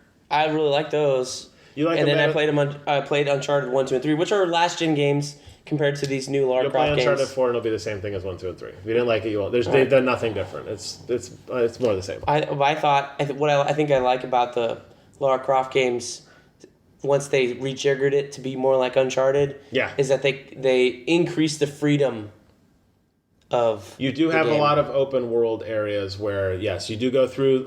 You go through the little tunnel, and then all of a sudden you're in the town, and there's 1,000 things to do. And you're right. You'll like find a target and you shoot it. And it's like shoot 1 of 10 targets. Like oh my God, where are the other 9? One thing in Uncharted 2, when you're with your buddy, your thief, like early on in the game, and you're in Turkey or something like that. Yeah. You're in the Middle East, and you got to sneak in somewhere. Cutter. You know, there are multiple paths, but only in small segments. Yeah, no, you're right. Like there's a group of guards in the room or in the area, and then you have to go from here to here. And you can choose to take down this guard first, that one. And that's kind of built in the design. It is very linear. But you're right. You cannot skip the entire thing and you know the way that Dishonored does, and you know find a way around everything entirely. That's true. And I feel like Tomb Raider goes more towards that with the openness of it than Uncharted. I agree. All right.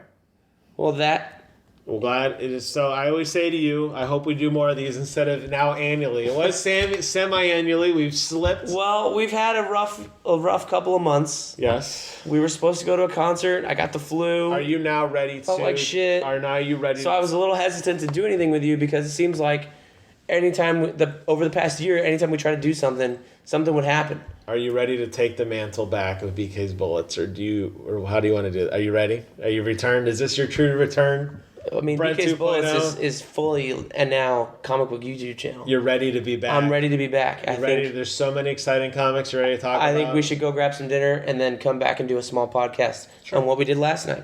Okay. So follow up on the Comic Timing Podcast channel. I'm down with that. For that. All right. Thanks everybody for listening. out.